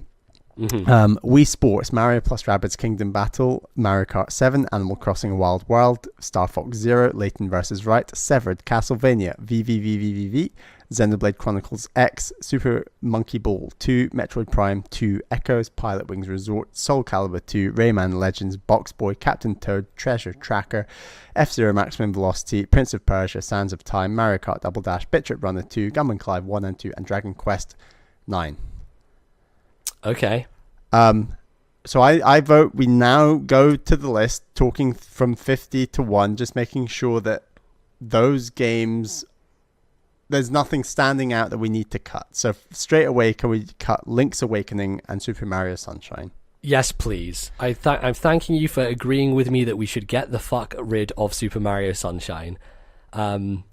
I don't know what your reasoning was last time for having it on that list. I remember you were relatively passionate about having it on there. I do like it, and I will download that game on Virtual Console whenever that comes out and however Sure, I do form it want comes. to play it, but also I think it's one of those things that it's very much tied to nostalgia, and you don't remember how bullshit Super Mario Sunshine actually I'll give is. in to that, and I think that ultimately it will rank in and around something like 3D World, 3D Land, maybe below that in my overall estimations of 3D Mario. Totally, it's totally not going to get anywhere near Galaxy 1 and 2. So no, and that's kind of the echelons we're talking about for this list. So I'm going to take out Super Mario Sunshine now, which has brought into the list Wii Sports and Mario plus Rabbids Kingdom Battle. that's not even. That's just by consequence. That's of them by just being consequence. high Let's imagine up the on- list is currently 48 then. Yeah, So sure. it's currently 48 to save. It's still below 48. Is there anything So should we else? scrub through this list and see if there's anything that we think doesn't belong or should get knocked down a bunch, right right within now. the top 50 or within the top 50, I think. Okay, yeah. I want to have a conversation with you about Wave Race Blue Storm, because this game is sitting pretty high on this list, and it's a game that only 37. you have played. It's a genre that I really don't like at all, and it's also a game that you've not played in 10 years. The last time you picked up this game. It has been a long time. So similar to Super Mario Sunshine, I feel at the time when you put this on the list, you had those nostalgia tinted goggles on, and you were looking through it through that lens. I'll give way this game, on... Thinking about this game now, is this worthy of being up this high on this list? See, I feel it's worthy of the list. It's not worthy of that position. Sure. Which means that for now we leave it and it gets budged down later. Okay, so we're not going to remove it. We'll consider moving it down. I will fight harder for the position of a game like F-Zero GX. Sure, and I can appreciate that. Sure. Even though, again, you've probably not played that game in 10 years either. So, I've got a really controversial one. Just because there are games that do what this game is doing better on this list, and Nintendo fans are gonna shout from the rooftops when I'm about to say this. It's already sitting near the bottom. It'll probably knock off the bottom anyway. Is Ocarina of Time. Yeah, God, can we have the Zelda conversation in a little bit? Sure. I want to have the Zelda conversation, but I don't know I'm ready to have it just yet. It's not an immediate knockoff. That's fair enough. I've just noticed something, Bally, which I can't believe we fucking missed. Why have we not just replaced Splatoon with Splatoon 2 already? You know? Why has that not just happened right now? Well, it's about to happen now, so Splatoon Let's do it now. I don't think Splatoon 2 was on the list, was it? No, it wasn't, and I have no idea how we missed that. But Splatoon 2 has is just on the become list. Splatoon 2. Yeah. That makes sense. Simple swap. Let's look. The Ocarina of Time discussion will emerge again when we start making our saves. Shall we do the three agreed saves first, or shall we do our passion picks that we have to save first? Oh man. Why don't we do the two passion ones and then negotiate the rest? Okay. Sure. So you're looking at 49 and below. Yep. Your passion pick. So probably go for something that I'm never going to back you on. Yes, yeah, 100%. And I can guarantee it will be in the list. We still have to agree on the position. But sure. Likely 49 for 50. We don't know yet. There are a few games sticking out to me here.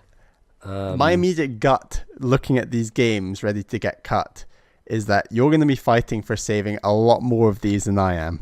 Yes. 100%. And I feel sorry for you in that sense, but just be aware, I'm only going to support you so much. Yeah, no, I get it. There's also stuff currently on the list that I don't know that I feel as passionate about. So we can revisit this when we get to that. Man, do you have yours? Because I think yours is an easier pick. Do you have one that sticks out to you? Like you have to save that has to be on the list. Just because I know you're not going to save it with me, it has to be Metroid Prime 2 Echo. It's currently sitting at number 60. Yeah, I knew you were going to do that. Shall I force that in at 50 for now and then let you pick? Yeah, you can throw that onto the list. Much as I don't want it on there, you can have it.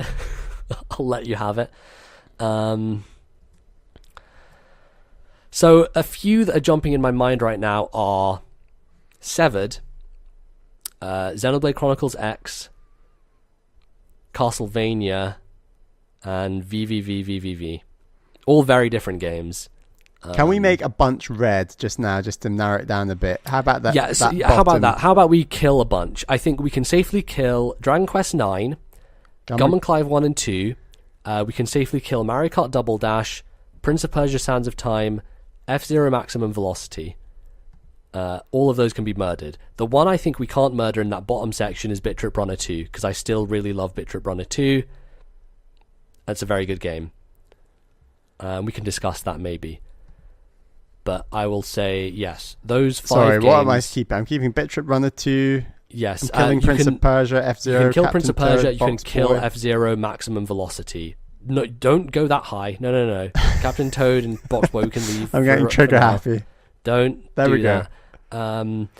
I think Let's we edit can out. kill. Let's edit out Bit Trip Runner. It's Okay, now I think we there. can kill Pilot Wings Resort. Yeah, And sure. I'll say that because there are games on this list. Actually, I'm thinking about it. We don't actually have a game like Pilot Wings on this list. But It's totally not going to make rates. it. Like it's I don't think a it long rates. way down. I'm not going to fight that hard for it.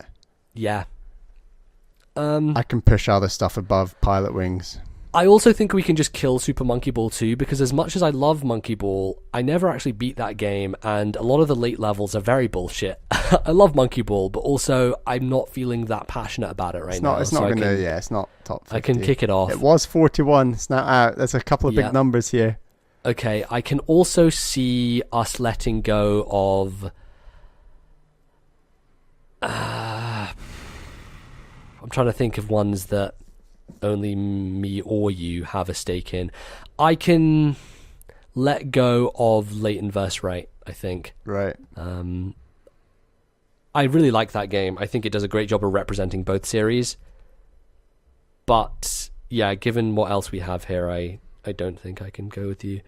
And I want to talk to you quickly about Star Fox Zero, because you didn't save that as your one save. You went for Prime 2. Yes. And I think if we're doing an agreed upon 3 that we're saving, I don't think I can go with you with Star Fox Zero. So don't rule it out until Okay. we talk about the other 2 we're potentially saving.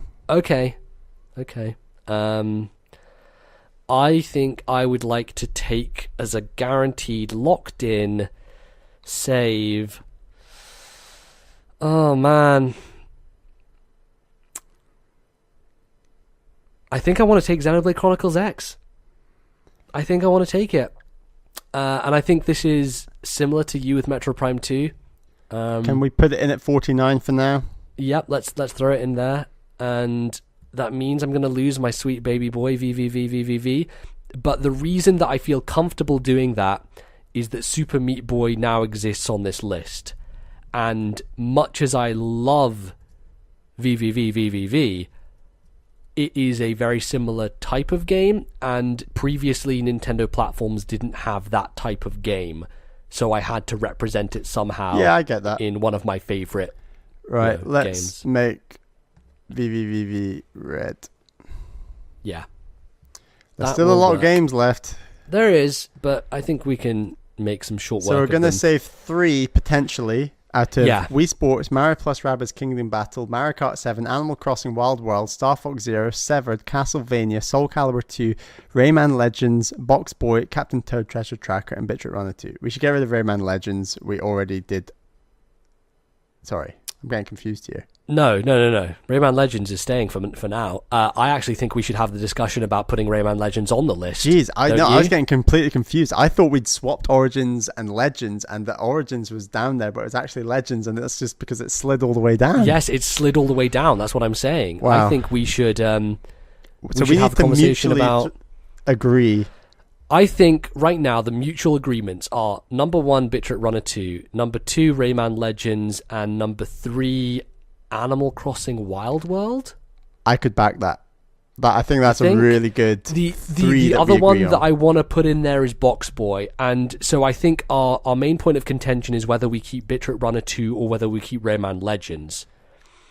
My argument is Runner 3 is about to come out soon, and I feel like maybe that game will end up being better than Bit Trip 2. I don't know that, but I think it's a possibility. And I don't think Ubisoft are ever going to be given the money to make another one of those amazing Rayman games. I know that's a weird argument to make, but I think that those 2 games are too similar. And Rayman Legends and Bit Trip Runner 2 both actually are way more similar because of the music levels in Rayman Legends that remind me of Bit Trip Runner 2. So that's why I think we have to decide between those 2, because I actually do really want to keep Box Boy as well. I know you like that game as well. Remember, once we agree 3 to put in, we've got to agree 3 to take out. Yeah, but I think that that's possible. Okay, we'll do the 3 to put in first, because I agree there's 3 here definitely that need put in. Yes. Okay. Rayman How do you Legends feel? should be in this. It's a very, very, very good. It's Yes. one of both of us agree it's one of our favorite 2D platforms of all time. If it's not in Absolutely. the top 50, then we're doing this wrong. It's an excellent game. Yeah. Rayman Legends is a lock, I think. Box Boy. How do you feel about Box Boy? My little Box Boy. I like Box Boy, but you know, my little Cubie. He's a good boy. I like him. I'd fight for Wild World or Runner 2 above it. What is it about Runner 2 that makes you think that deserves to be in the top 50? I'd fight for it above it, and it's a great game, but I'll fight for Wild World above Runner 2 and could let Box Boy slip in. Yeah, I because think that's fine. We've just backed Rayman Legends, which is an incredible 2D platformer. As great as a 2D platformer Runner 2 is, Rayman's better. Yeah, and it's hard to compare them because they are different games with different like purposes, but I think the momentum of them is similar enough to where we can have one and not the other, right? And again, I just made my argument about Runner 3 potentially coming out and being an even better game, so could be obsolete by the time, next time runs around. If I'm not mistaken, I can get behind you and say Box Boy, Rayman Legends, and Wild World. Yes, I think we can agree on that. I know Mario plus Rabbids isn't making it, but... No. And neither is Soul Calibur 2, which is one of my favourite games of all time. Having said that, I went back and played some Soul Calibur. So basically, Dan Reichert and Vinny Caravella and Giant Bomb were doing a Soul Calibur series where they were fighting each other in Soul Calibur. And I was like, I should boot up Soul Calibur 2 and play some Soul Calibur 2. And I'm just really bad at that game, like awful. It's one of those things where fighting games I'm just awful at, and I never kind of realized how bad I was until like we come to this modern era of games where you see other people playing them and you're like, oh shit, I suck. It still doesn't make it not enjoyable for me because I still have a great time playing Soul Calibur 2, but I don't think I am good enough for me to enjoy that game to its fullest today. And I think a lot of it is nostalgia. I love Soul Calibur 2. I think it's absolutely one of the best fighting games out there. But if you put me down and you ask me would I play Smash Brothers or Soul Calibur, I'll choose Smash Brothers every time. And with us not having too much of a passion for fighting games generally, I love it, and I think it represents our childhood very well. But I'm not sure Soul Calibur 2 necessarily belongs on this list. So I'm okay to let it go. Just while you've been talking, I've been shuffling. Okay, Mario Kart 7, I think I'm at peace with letting it go. I agree with you at this point that 8 has kind of surpassed it, and even though we don't own it, I guess we can just say Mario Kart 8 Deluxe because it is definitively the best version. That makes sense to me. Right now. There's an irony here of us putting in this game that neither of us were willing to part with our money to buy, but, we bought all the DLC plus the original, so I'm just taking out Castlevania. Yeah, God, that hurts. Painful. It's painful. This process has been. It's gonna get more painful. MBZ. That's the thing. We're just Jesus. God, Castlevania hurts. Can we raise it from the dead, maybe at some point? Sorry. I don't know. Raise it from the dead. Severed has been severed. Severed has been severed. God, that sucks. That game's fucking so good. Star Fox Zero. When you play Severed, you're going to regret your decision. I'm telling you right now. That's the great thing about this list is it will come around again. It is. In episode 150. And I can make a informed Maybe decision. We should figure out something else to do for 150 because this might get old.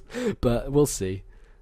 So, we've got Animal Crossing Wild World, Rayman Legends, and Box Boy currently sitting at 51, 52, and 53, sitting outside the top 50 that we agree should be in the top 50 broadly.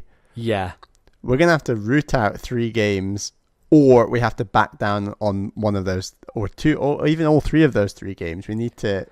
I want to have the Wave Race Blue Storm conversation.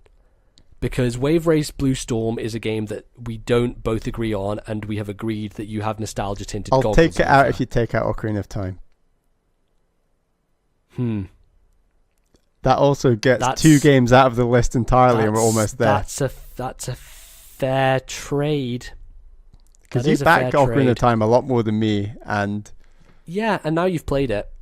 I have played it. I do like it an awful lot.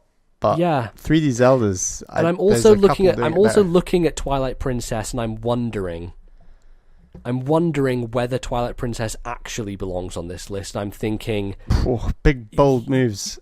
Yes, it does belong on this list because I love that game, but also there are that I think Skyward Sword's a better game than Twilight Princess, and I think Skyward Sword represents.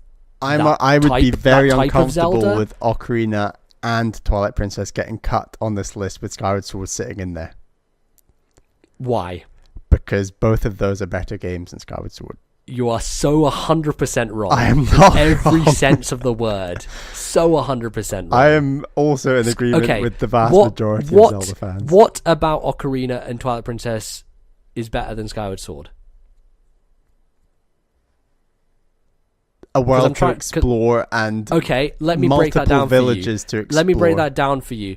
Ocarina of Time and Twilight Princess have nothing in their overworld. It's just barren land. Ocarina of Time barely has. Are you trying to defend Skyward Sword's overworld? It doesn't even have an overworld. I'm not trying to defend Skyward Sword's overworld. I am just saying that those are not things that make Ocarina and Twilight Princess great games. The things that make Ocarina of Time and Twilight Princess great games are their dungeons.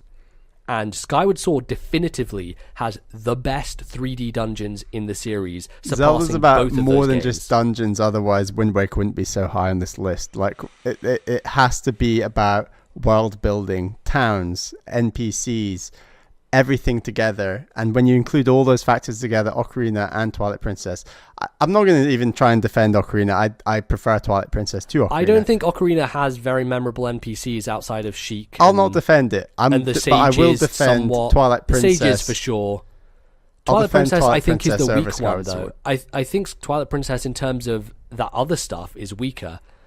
My issue is that Ocarina and Twilight are too similar on this list, and we can't have both. I think we're in agreement Ocarina's gone. That's fair enough. We're fighting between Skyward Sword and Twilight Princess remaining on this list. Yeah, I guess so. Ocarina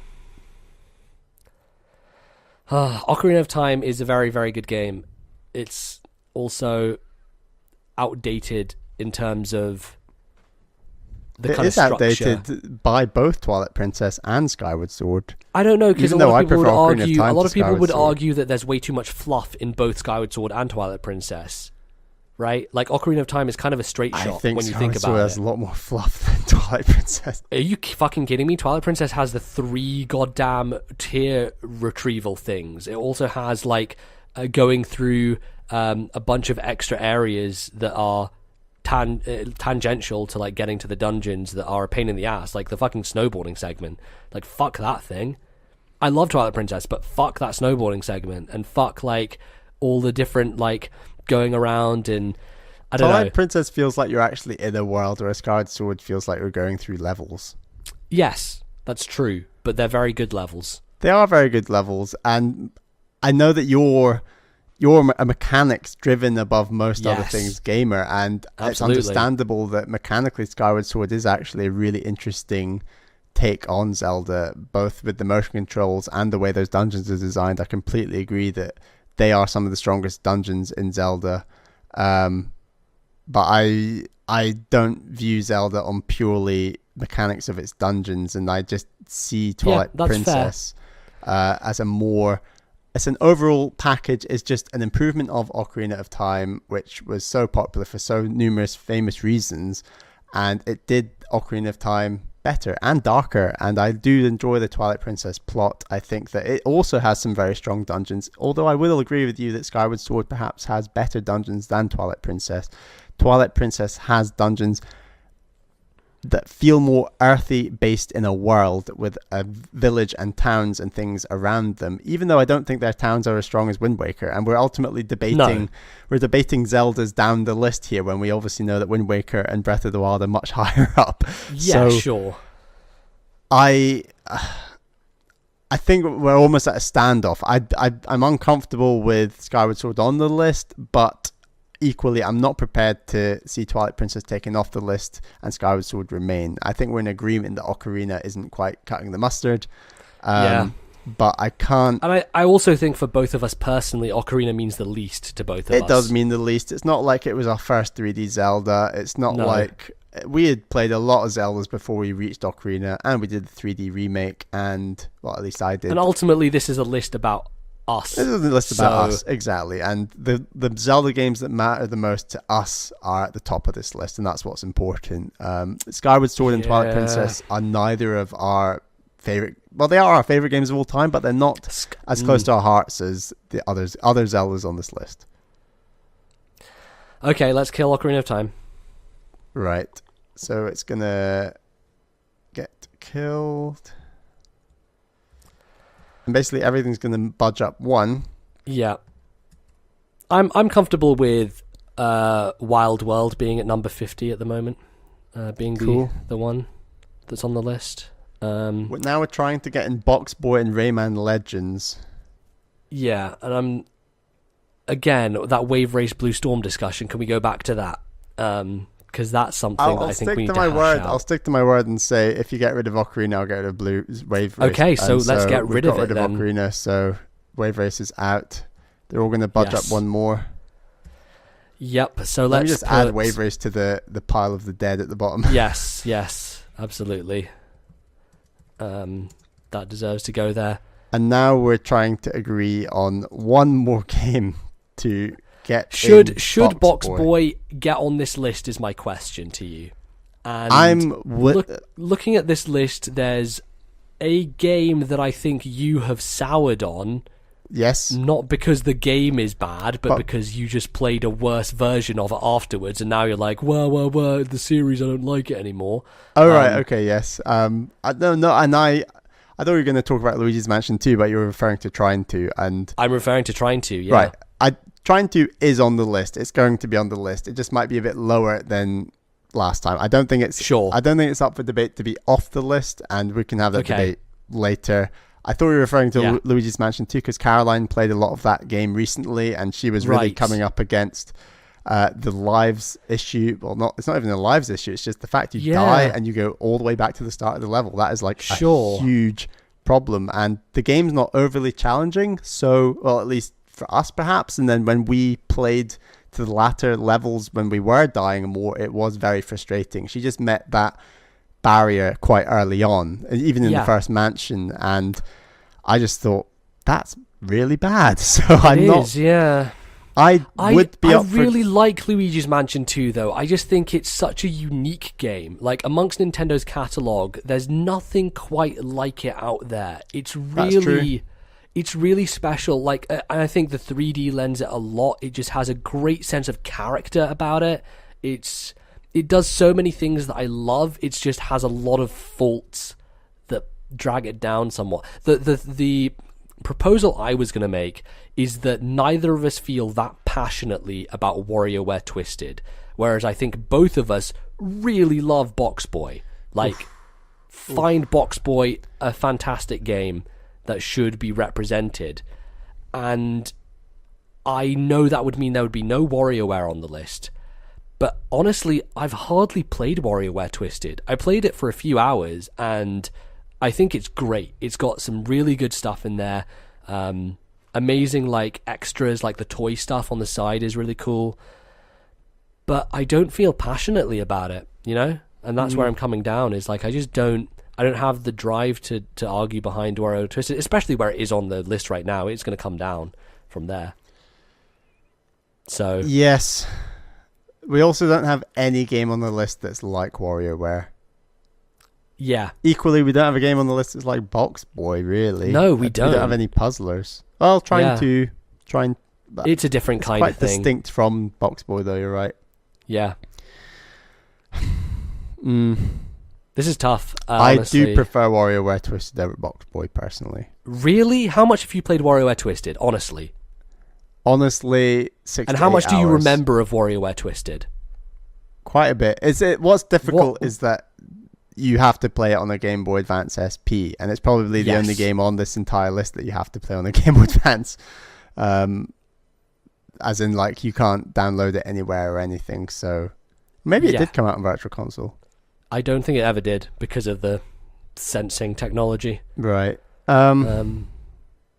I do really like WarioWare Twisted, but do you, or is that just your nostalgia speaking? That's what I really want to try and get at here. I truly want to gnaw away at this, because I don't think WarioWare Twisted stands out to me. Like, I just don't remember anything about it.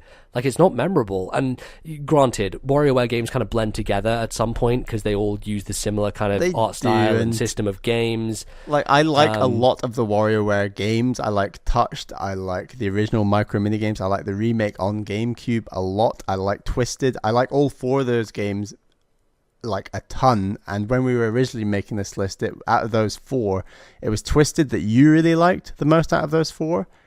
And sort of that's why this game is on the list in particular. I think the reason I even said Twisted is because everyone says it's the best, right? I'm not sure I was actually using my own... Because if I was to go personal preference, and it would be nostalgia-based, I would put WarioWare Touched on the list, because that was my first one. That's the one I had a ton of fun with. That's what I would go with. But I think I just said Twisted because that's the general consensus, and I was like, I'm just going to go with the general consensus here on what is the best WarioWare. Well, I think we're eating our way around Twisted to the point where it's Box Boys defeating it, to be fair, because I think I could argue more for other WarioWares potentially above Twisted at this stage. And I think those other WarioWares would probably get stuck in the reeds with all the other red games we've just created. So absolutely, I just think it kind of stands out on that list as a bit weird to me. Like, why is it there? I think Twisted is cut. That's 39 out. Let me properly cut and paste it.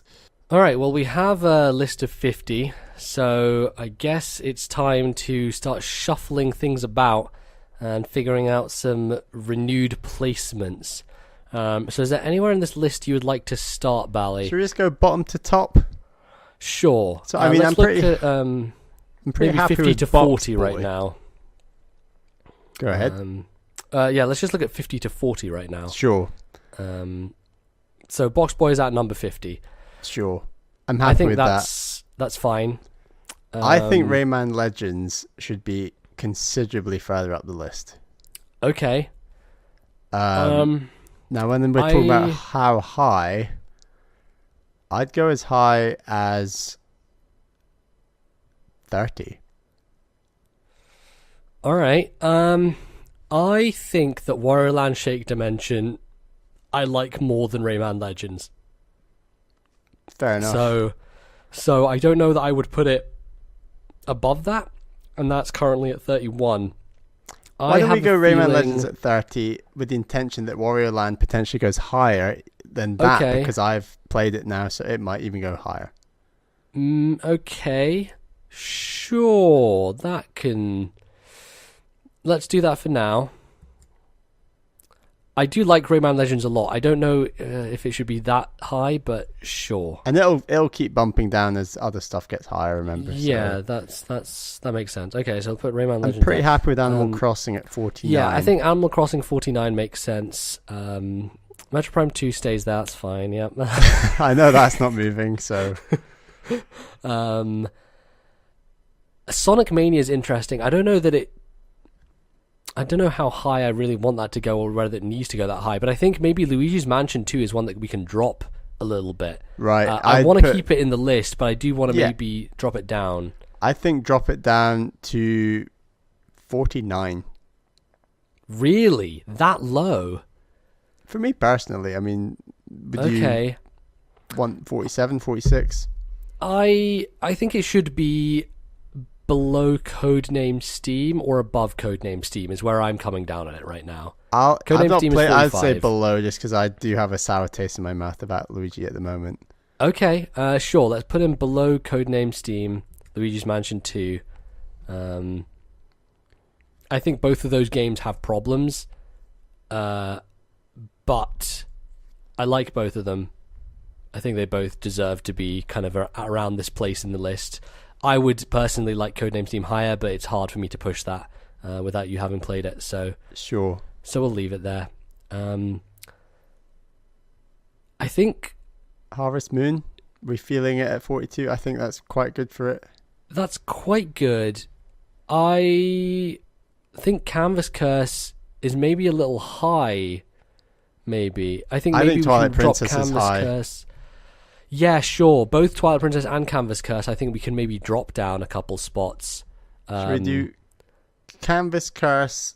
I'm more keen to drop Twilight Princess than Canvas Curse. So, I think Canvas Curse should still be above Twilight Princess. Okay, maybe we should put Twilight Princess below Codename Steam? Yes, Luigi's I'd be happy Mansion with 2? that, and that helps Yeah? me bump Luigi more. Okay, that's fair. So let's do that. Twilight Princess at 45, and then we're going to bring Canvas Curse down I to think Canvas Curse can go above Twilight Codename Princess. Steam. Above Codename Steam, maybe. I mean, we have both played it. Yeah. Fair. Let's do that. Right, let's go Kirby Canvas Curse. That though does leave Sonic Mania above Canvas Curse, which I feel a little weird about. Well, we can bring Sonic Mania below Canvas Curse then. Yeah, maybe. No, actually, I'll leave it as that is, because honestly, like, having played Sonic Mania, Canvas Curse is a really good game, but Sonic Mania is really surprising and joyful in a way that I don't think a lot of the games below it are. Sure. So I know it's a new entry and it's a hard one to like wrestle with, and I've only just played it. Yeah. But it is the best Sonic game I've played. I ultimately care a lot more about the stuff near the top of this list than the bottom. Yeah, in any case, totally. We're just trying to make it a bit more accurate at the bottom. Yeah. I like Harvest Moon there. So should we go from 50 to 40? We've got Box Boy, Animal Crossing Wild World, Metro Prime 2, Xenoblade Chronicles X, Mario Kart 8 Deluxe. What do you think about Mario Kart 8 Deluxe? I'm happy with it there. Are you wanting it higher? Really? No, not necessarily. I'm just surprised that you, as the Mario Kart person, are content with having Mario Kart that low on the list. It's... I could go higher with Mario Kart, but there's just Do you think Mario Kart should be above Luigi's Mansion? I'd be up for putting Mario Kart above Luigi's Mansion. Okay. Let's do that. I go up above Twilight Princess as well, actually. So after Codename Steam, we should put Mario Kart 8 Deluxe. Yeah. And then Twilight Princess. That's fine. That's fine. It's it's hard to wrestle with these because there are like situations higher up this list where I'm like, no, I don't care about this. I don't even want it on here. But obviously that's going to happen with both of us. So to an extent, it is. So Sonic Mania 41, Harvest Moon, Friends of Mineral Town 40. Yeah, I think that's pretty good for bottom 50 to 40. Sure. Pokemon Gold, Silver at 39. I'd happily put it above Skyward Sword, but yeah, I'll agree with that. I think we can put it above Skyward Sword. Shall we go to Pokemon just below Awakening then? Fire Emblem Awakening, you mean? Also, we didn't even realize Fire Emblem Awakening is still on this list. That's something that we didn't address. Wow. So maybe we can get something back on the list. Dropped entirely. Yeah, because honestly, we have Path of Radiance, Awakening, Conquest, and 7. That's 4 Fire Emblem games on this list. And I don't think that we can have all of them. I think Awakening is the one that gets cut, honestly. Okay. It definitely... Because for me, what you were talking about with Birthright and how you liked it more than Awakening, Conquest is basically that, but it's just a better game in every respect than Birthright. So for me, if we're talking about that, then Awakening has to get cut, and we should just eliminate it from this list. Yeah. Which means that something else can come back on the list, which may have fucked us up a little bit, but we did forget about that. No, I've got an idea of what could come back on. Let's bring something back on before we go back to where we were. Okay, well, what was dead and buried in the last segment that we both feel? Something that I know you... For me, it's between... I'd vote for Star Fox Zero, but I know that that's maybe a few below. Mario I think it plus has Rabbids to be something Kingdom we Battle. both agree on, or something that one of us feels super strong about. Mario Rabbids. I mean, there's also Bit Trip Runner 2, but I don't know if we want to... I think Bit Trip Runner is probably the thing we could agree on the most. Yeah, but I also don't feel great about it being on there for whatever reason. Just because there's a lot of 2D platformers. Yeah. Man, this is really difficult. I would, for me personally, I think I would like the original Castlevania on there. If only because we don't have enough NES representation, and I think it's a really good game, and it's one that I think sits nicely at 50. Okay. And I don't know how you feel about that, but for me, that's the one I do that. want. I mean, I'm not. I don't feel massively strongly about some of the other games around here. It'd be Star Fox Zero, but I appreciate you enjoy this game perhaps more than I like that game. Yeah. So Yeah. let's stick Castlevania at 50. Yeah, that works for me. And yeah, an unexpected twist in the I know the tail. twist of the knife. Oh boy. So yeah, Harvest Moon Friends of Mineral Town is now at 39. Pokemon Gold Silver is 38. That's what we were about to move higher. Yeah, than Skyward Sword. Right. So I think for now, Pokemon Gold and Silver should sit at 36 above Skyward Sword. Okay, I'm fine with that. Okay, right. The only problem I have is Skyward Sword's going down the list, and I don't like that, but, you know, there are sacrifices that have to be made. It's tough.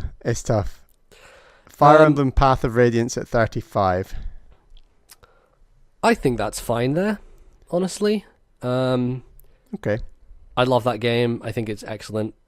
Yeah, I mean, if you want to push it down a bit, I'm not super worried. Like, I like it, but I appreciate that, you know, you have no, anything towards that game, so I don't know. What's below it that I'd want above it that we could agree on? Super Mario 3D Land for me is the one that I would that I like a that whole you would deal. put above Path of Radiance. Yeah, probably. Because Okay, aside from the I could Galaxy get behind games, I think that is the best. Okay, 3D. let's put 3D Land at 35. Okay, that's fine. That works.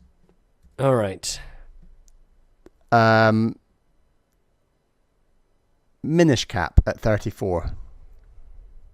Yeah, I think that's okay. I think it is okay. I think I want it higher, but it's honestly really difficult to get that game higher, to be honest. We've already said it, like, it's the second best two-dimensional top-down Zelda on this list. And yeah, I think I'm happy with it at 34. Okay, that's fine. An interesting one coming. Yeah. 33, Super Mario Maker. That should be way fucking higher. Why is it this low? I think Mario Maker had only just come out when we did this list. Yeah. And so we weren't sure about where we would rank it. Super Mario Maker is one of the best games ever made. Yeah. It's astonishingly good. I fucking love it. I think it needs to be higher. I feel top 15. I'm struggling for top 10. Yes, honestly, Super Mario Land 2, The Six Golden Coins is a weird one that's sticking out to me right now. It should certainly be above that. It should certainly be above that. So shall we go 15 for now? Yeah, and also I don't know how I feel about Super Mario Land 2, Six Golden Coins, because I fucking love it. But Mario Maker's so much better. Yeah, I don't know. Let's leave Mario Land 2 is a long way away. By the time we get there, it'll probably have slid considerably. So let's move Super Mario Maker to 15 and methodically keep going. Yes, that makes sense to me. Right. Super Mario Maker. So there's our first big mover on the list. Mover and shaker. Uh-huh. Here we go. Wario Land Shake Dimension. I think this should be a little higher. You wanted it above Rayman, which is currently at 31, and Wario's at 33. Yes. I could see Shake Dimension just below Tropical Freeze. So could I. That's exactly where I see it, actually. Then. It's exactly where I see it. It's jumping over... because I agree. I think I'd pick it over stuff like, Trine 2, Mega Man 2, Super Metroid, Phoenix Wright. I think those are all quite... Talking of those games, I think they are quite fitted there. I don't really want to move them. I don't know. I would like to move Trine 2 down a little, maybe. I could get behind that. And, that's not owing to your influence. I just think looking at it right now, a world where Mega Man 2 is lower than Trine 2 on a list is really weird to me. A list where Super Metroid and Mega Man 2... Super Metroid, yeah. Yeah, I think Trine 2 actually can slot in nicely just above F-Zero. Sure, it goes above below F-Zero Rayman GX. Legends, yeah. If it goes below Rayman Legends and just above F-Zero, that's where I would like to see it. Yeah, 33 I think is good for that game. Warrior Land Shake I mentioned, like we said, number 27. It could go higher, but for now, I think it's good there. Super Metroid's a really hard one to talk about because, as we mentioned before, everything but the controls is probably top tier. So I think it works where it is. Yeah, no, I agree, and I think so. We're going to talk about Fusion and Zero Mission more, right. And they might move up and down. Who knows? But I think for now, Super Metroid is fine at 29. Okay, that's fine. Tropical Freeze currently on 26, was 19. Oof. Yeah, well, it's going up the list. Something I do want to bring up. I really don't feel as passionate about Bayonetta 2 as I used to. Oh wow, that's out of the blue. Okay, right. Well, yeah, I mean, I played through that game and I absolutely fucking adored it, and it was like the best thing that came out that year. It's an astonishing experience, but if I'm honest with you, I've not really thought that much about it since I played it. You know, it's not something that's actually stuck in my mind. It's currently at 25. With me. Yeah, and I think that can drop. What about between Rayman and Trine? I think it has to go above Rayman for me. Okay. Between Phoenix Wright and Rayman then? Yeah, I think that's probably where it ends up, is above Rayman Legends, below Phoenix Wright. That feels right to me. Okay. And that gives us some leeway up at the top end as well. Tropical Freeze. Tropical Freeze needs to go up this list. I want to say I top 10. I thought you were crazy when you were talking to me about this game. I was pushing for top 10 last year, but it was bold because I was the only one who had played it. You had played Returns, and I kept saying, MBZ, I've played both of them. This one's so much better. You don't understand. And you said, I'll play it eventually. And you have played it, and you really enjoyed it. So I personally am quite keen that this is top 10 and is probably... Top 10 is hard. I will say for now, I'll guarantee you that it goes next to Super Mario Maker. It's the best 2D platformer on this list. That we can agree on. And for that, it should be in top 10 in my view. I think for now we put it above Super Mario Maker. Okay. And we can have another discussion later, but it's I think at 14 then. I'll put it at 14 above Super Mario Maker, and then we can talk about it a bit more. That's also above Link Between Worlds. Bally, what are you doing? You just put it above Link Between Worlds. It's at not 14. Above Super Mario. No. I said above Super Mario right, Maker. You just put it above Link Between Worlds. Link Between Worlds. Very good. All right. So yeah, that's got moved up. Next up is Metroid Zero Mission. I think that this needs to be higher than 25. But I also don't know what it should go above. I think it should probably go above Pikmin 3, but also I think that Galaxy and Super Meat Boy should also be above Pikmin 3. I just don't think Pikmin 3 rates that highly. That's another game you have played since episode 50. It is, and I think Pikmin 3 is. I think Pikmin 3 is an excellent game. It's not as good as you say it is. That's fair enough. I think that Pikmin 3 fits in nicely next to Wario Land Shake Dimension, and I think it should go down there and not be as high. So we'll put Pikmin 3 between Zero Mission and Shake Dimension. Yeah. Sure. No, I can agree with that. Because I think you've been very passionate about Pikmin 3 for a long time. Yeah. And it's great. I love it. I think I don't want to go back to the old Pikmin games because this one seems like it refines it in such a way. But also, I just don't think it revolutionizes anything. You know, I just don't think it stands in the company of the other games on this list. Sure. I think Galaxy... I think Metroid Zero Mission still feels low. It does, but it's also really hard to... I think, you know what we should do is we should take Super Mario Land 2 down this list. Yeah, let's do a few down. Mario Land 2, it has to be below Mario Maker. Well, it currently is. It already is, yeah. Mario Land 2 should be considerably... It should be below Rayman Legends, in my view. I think it's just... Rayman Rayman Legends is a better 2D platformer. Yeah, you're right. You're right. I think we had nostalgia bind us to that decision a bit too much. Between Rayman Legends and Trine 2? Yes, I'll give you that. I think that's okay. That makes sense.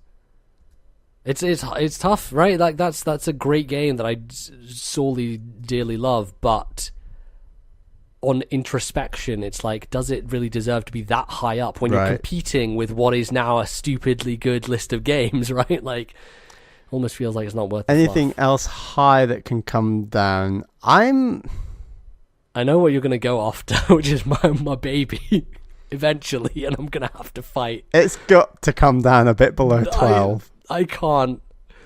12? Guitar Hero 3. I knew we were going to have to fight. Nostalgia has been shot around a lot with this list. Yes. Wave Race has come off the list entirely. Double Dash got sunk yonks ago. Not a lot of nostalgia has been. Was kicked Sunshine got kicked in the balls and left in the gutter. Guitar Hero 3 can't be this high. The thing is, there is nothing nostalgic about Guitar Hero 3. I can pick up Guitar Hero 3 today and fucking have a ball. Just enjoy the shit out of that game. I get that, and I'm not saying it should be off the list like those other games were. I'm just saying it needs to be. It can be in the top 20, but it's got to be 20 or like 19. Like it can't be as high as 12.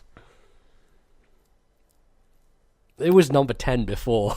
I know. I can't believe and like, I wangled my way into number 10. Right behind it, it said, Shovel Knight, Link Between Worlds, Donkey Kong Tropical Freeze, Super Mario Maker, Advance Wars 2, Fire Emblem Fates Conquest. Like, it can't be above those games. It just can't. It can, though, if I want it to be. It can be. I'll let you be above Splatoon 2, but it can't be above all those others I just mentioned. Did Super Mario Maker make you want to be a game designer? No, it doesn't have that power. Did Guitar Hero 3 make me want to play the guitar? Yes, it has that power. What kind of an argument was that? I don't know. I'm just going to grasp Advance Wars 2 make me want to go to war? No, well, it's a terrible game then. Did Donkey Kong Country Tropical Freeze make me want to swing around vines and be an ape? No, well, it's a terrible game then. Well, that's already what you do, Bally, so, beside the point. I honestly think it should be 19. I'm happy to let it be above Splatoon 2, as much as I love Splatoon, and Splatoon 2 is just an incredible game. But yeah, look, I'm kind of joking around. Honestly, I can see it going further down the list. There's so many other games that I think should be higher up as well. So this is what makes it tricky. Like, I can't have Chrono Trigger at 20. Like, that game's fucking incredible. It's so good. Okay, let's put Guitar Hero 3 below Chrono Trigger for now, and then let's have a Chrono Trigger discussion. Okay. So Guitar Hero is just about to go to 21. Okay. And now we're going to discuss Chrono Trigger. Yeah. I think Chrono Trigger should be in the top 15. That's where it was before. This is getting very, very difficult. That's where it should be. I also think Advance Wars 2 and Fire Emblem Fates Conquest are both too high. I think we can treat them as a pair because they both fill the similar need for both of us, and both of us feel very strongly. I think they should be top 20, but they are too high at 16 and 17. Like, I think stick Splatoon 2 and Chrono Trigger above them for now. Yes, agreed. So, right, Splatoon 2 is going above Advance Wars 2, and I'm going to put Chrono Trigger above Splatoon 2. Yes, I was going to make that argument anyway to you. Pardon? Because I was going to make the argument of Chrono Trigger going above Splatoon 2 anyway. Yeah. Mainly because I think as great of a game as Splatoon 2 is, it's still hampered by the really poor online implementation of certain features in that game. Like the fact that you have to have a chart to figure out when and how you can do certain things is absurd. Like, in terms of like when does the voice chat work and when it doesn't, and how can you group up and when can't you? Like, it's just such a fucking disaster. But but we can talk about that more if that moves. But Splatoon as a concept and as a game, like Splatoon 2, I think 17 is decent. That sounds right good position to me. Chrono Trigger, I think 16 is a good slot for now. Yeah. Mario Maker 15, perhaps for now. Tropical Freeze 14, perhaps. I'd be up for putting it above Link Between Worlds. Let's talk about Guacamelee. I've got another game to throw in with Guacamelee that's going to we're going to have an indie discussion in line with best 2D platformer discussion. And Shovel Knight is currently the top 2D platformer on this list, above Tropical Freeze. Maybe it should be, maybe it shouldn't be. We can have that discussion. But Shovel Knight has improved substantially since this list, with added free downloadable content. There's now currently 3 campaigns within that game, with a 4th one coming. Obviously, you can't count the 4th just yet. But that game, I'd even be in favor of doing a very fast switch with Guacamelee, like right now. I don't think Guacamelee should be that high. That's my point. Yeah. Well, yeah. I mean, it would come down to 12 automatically, and I think Guacamelee could go below. I don't think you can do a straight swap. I don't think Shovel Knight just slots in at number 8. Okay, let's take Guacamelee down and then Shovel Knight up. Let's take Guacamelee down to... I think Guacamelee actually goes below Link Between Worlds, honestly. I think it's below Tropical Freeze. I mean, Tropical Freeze, you're going to get that higher anyway. So I'm just saying below Link Between Worlds. Okay, let's go between. Let's go below Link Between Worlds, above Tropical Freeze for now, and now let's have a 2D platformer discussion. Okay. I really do like Shovel Knight a lot, and it's a really fantastic game. Tropical Freeze feels more surprising to me. And I prefer Tropical Freeze over Shovel Knight, as awesome as Shovel Knight is, and that music is insane, and it's I think they both do what they're trying to do exceptionally well. I can see an argument for Tropical Freeze being at number 11 for the moment, and then we can move things around. Okay, let's put Tropical Freeze at 11 for now. Question is Shovel Knight better than Link Between Worlds? I don't know. Shovel Knight Link Between Worlds, that's such a hard discussion to have. And I think actually Guacamelee should be... I can't live in a world where Guacamelee is above Chrono Trigger. It's just weird. So the thing with Guacamelee is, I think that at the time when we did this list, you had recently just played it, and so you were riding very high on that game. I still think incredibly highly of it. It's just Shovel Knight. Yeah, so do I. But since Guacamelee came out, there has been Hollow Knight, there has been Axiom Verge, there has been Ori and the Blind Forest. Like, the space of Metroidvanias has become not saturated, but there are a lot of really stellar ones out there.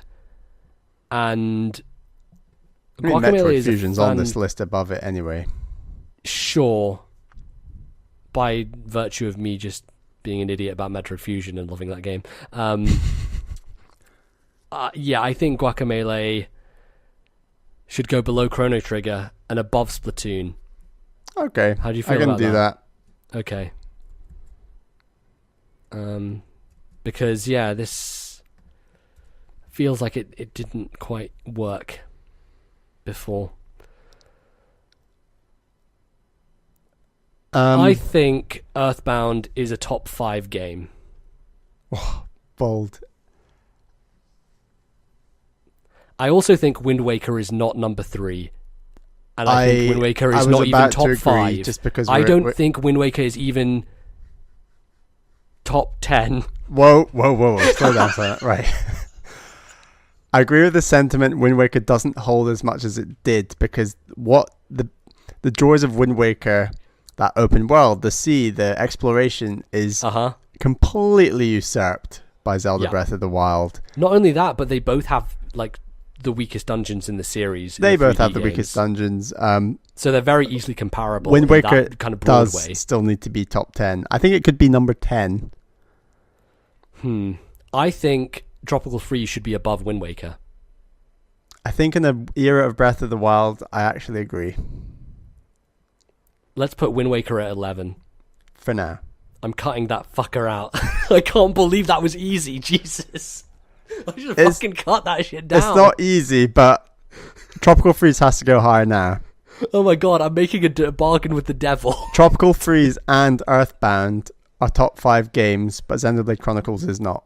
Oh my god, you fucker. No. No. I can't live in that world. We're living in a world where Wind Waker's sitting at number 10.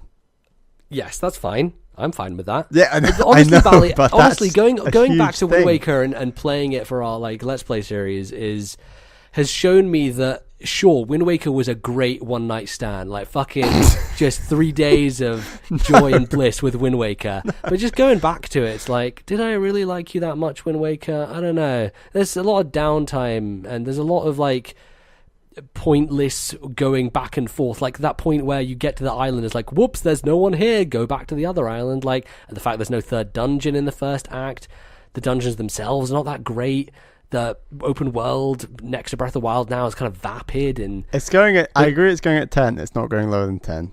It is, because Tropical Freeze is going to be 10. It's going to be 11. Tropical Freeze should be higher than 10. Well, Tropical Freeze, let's put it in at 10 right now. Are you okay with Wind Waker being below Tropical Freeze and Tropical Freeze being 10? I'm okay with Wind Waker being below Tropical Freeze. I'm not okay with Wind Waker being below 10. Oh, no. Well, that's not fair then. You can't do that. Because otherwise, we're going to have to start taking things like Advance Wars and Fire Emblem 7 out of the equation in order to satisfy your stupid Wind Waker urges, which are just based Fire Emblem 7 out of the equation. No, I'm just saying that, if we were to do that and keep Wind Waker in top 10, we'd have to do some massive juggling, right? If you want Wind Waker in top 10, sorry, you can't have Advance Wars in there, there are bargains to be made here. Advance Wars is more worthy of top 10 in this list with Wind Waker because, like I said, I think Breath of the Wild neutralizes a lot of the awesomeness of Wind Waker. Sure. Link Between Worlds and Wind Waker are very close now. That's okay. Okay, alright. Earthbound is too low. Yes, Earthbound is too low. Earthbound should be at least number 5, which it means should be above Xenoblade. Now, here's the thing. Xenoblade Chronicles is a top 5 game of all time. And it should be number 5 in this list. I can have Earthbound go above it, but we need to move something else out of that top 5 in order for Fire Emblem 7. Xenoblade to be number 5. See, Fire Emblem 7 is above the... Fire Emblem 7 just had a promotion. It's gone from 4 to 3. I know. Okay, how about this? How Put about Earthbound Metroid Prime? Fire Emblem 7 how about for Metroid now. Prime is off the list, and we bring in another game. Earthbound should go in at number 3 right now. Jesus, that's high. For now. Okay, sure. Let's put it at number 3. I think we Xenoblade need to get Breath of the Wild out of number 5. Yes, I mean Breath of the Wild. Let's just put it at the top right now. Let's put it at the top right for the now. sake of, we'll have that argument when we get to it. You think it'll be an argument? It might be. Okay. There are points to be made. Okay. So what's the current top 10? Current top 10 is number 10, DKC Tropical Freeze, number 9, Advance Wars, number 8, Metroid Fusion, number 7, Metroid Prime, number 5, Xenoblade Chronicles, number 4, Fire Emblem 7, number 4, sorry, I said number 5, Fire Emblem 7, number 4, Earthbound, number 3, Super Mario Galaxy 2, number 2, Super Smash Brothers for Wii U, and number 1, Zelda Breath of the Wild. We might have nailed it. No, we haven't just yet. It takes a little fine adjustment. Xenoblade Chronicles should be number 5. Okay, I can get behind that. Fire Emblem slips to 6. Sure, and Metroid Prime slips to 27, and and then there's the list. No, How do you feel about Galaxy 2? Do you feel like it's there Galaxy. Yeah. Sorry? do you feel like it's there just because it kind of has to be? Or do you feel passionately that it is there? I feel very passionately about Galaxy 2 and Tropical Freeze, and I'm very conscious that there's a huge gulf between them. Yes. One's obviously 3D, one's 2D, I get that, but like Tropical Freeze... I mean, that's not really the argument I'm making. I'm just like, should Galaxy 2 be this high on this list? Which, you know, we had the entire debate of Galaxy 2 above Wind Waker last time. I think Galaxy 2 is maybe a bit high, and Tropical Freeze is maybe a bit low. Tropical Freeze should be above Advance Wars. Tropical Freeze should be above both those Metroids. Jesus Christ. I think Tropical Freeze should be above Advance Wars. Because honestly, you're the only advocate for Advance Wars. I like I hear that. Wars. So I still think first. Tropical Freeze should be above the other two Metroids. Let's put Tropical Freeze above Advance Wars first. Calm down, steady on. And Metroid Fusion and Metroid Prime, I think, are not going to move at this point. They feel like they're going to stay there. Fire Emblem 7 is absolutely a representation of the importance of Fire Emblem. I think Xenoblade's fine at 5. I think Earthbound goes above Super Mario Galaxy 2. Yep. Alright. This is a weird list, isn't it? It does. And I mean, yeah, we've just put not brand new, but new games to the list at 1 and 3. But yeah. And Tropical Freeze is in a much better place than it was. It's gone from 19 to 9 in both the lists. I think it's the biggest climber, actually. Sure. Potentially. Mario Maker's 26 to 14. But so let's have the discussion about Smash Brothers versus Breath of the Wild. Okay. Because I think that's the discussion to be had here. Is 3 to 50 a lock? Are we? I think I feel okay about that. I think that's fine. I think I do too. And can I reiterate why Wind Waker is 11? It's because, as I said, Breath of the Wild does the good things about Wind Waker so much better than Wind Waker. Also, Wind Waker's shit, so... Okay, then. So, Breath of the Wild versus Smash 4 is a weird one, right? Because, on the one hand, you have a game that I can play for literally years... On the other hand, I have Smash Brothers. Lol. No. You can play both these games for a very long time. Okay, but here's my proposal to you. Once you've beaten Breath of the Wild, I think it is by far in the entire Zelda series the weakest game to replay, because Breath of the Wild's sense of exploration and joy and discovery can only be done once. Once it's done, you can't have the same experience. And I think that other Zelda games do a much better job of having dungeons that are more fun to go back through and puzzles to solve that are specifically designed. Breath of the Wild has its own weird, unique blend of puzzle solving. How do you feel about that versus Smash Bros. 4, which is a game that we both absolutely love and will, if we were on a desert island, would continue to play for the rest of our lives and be pretty content with?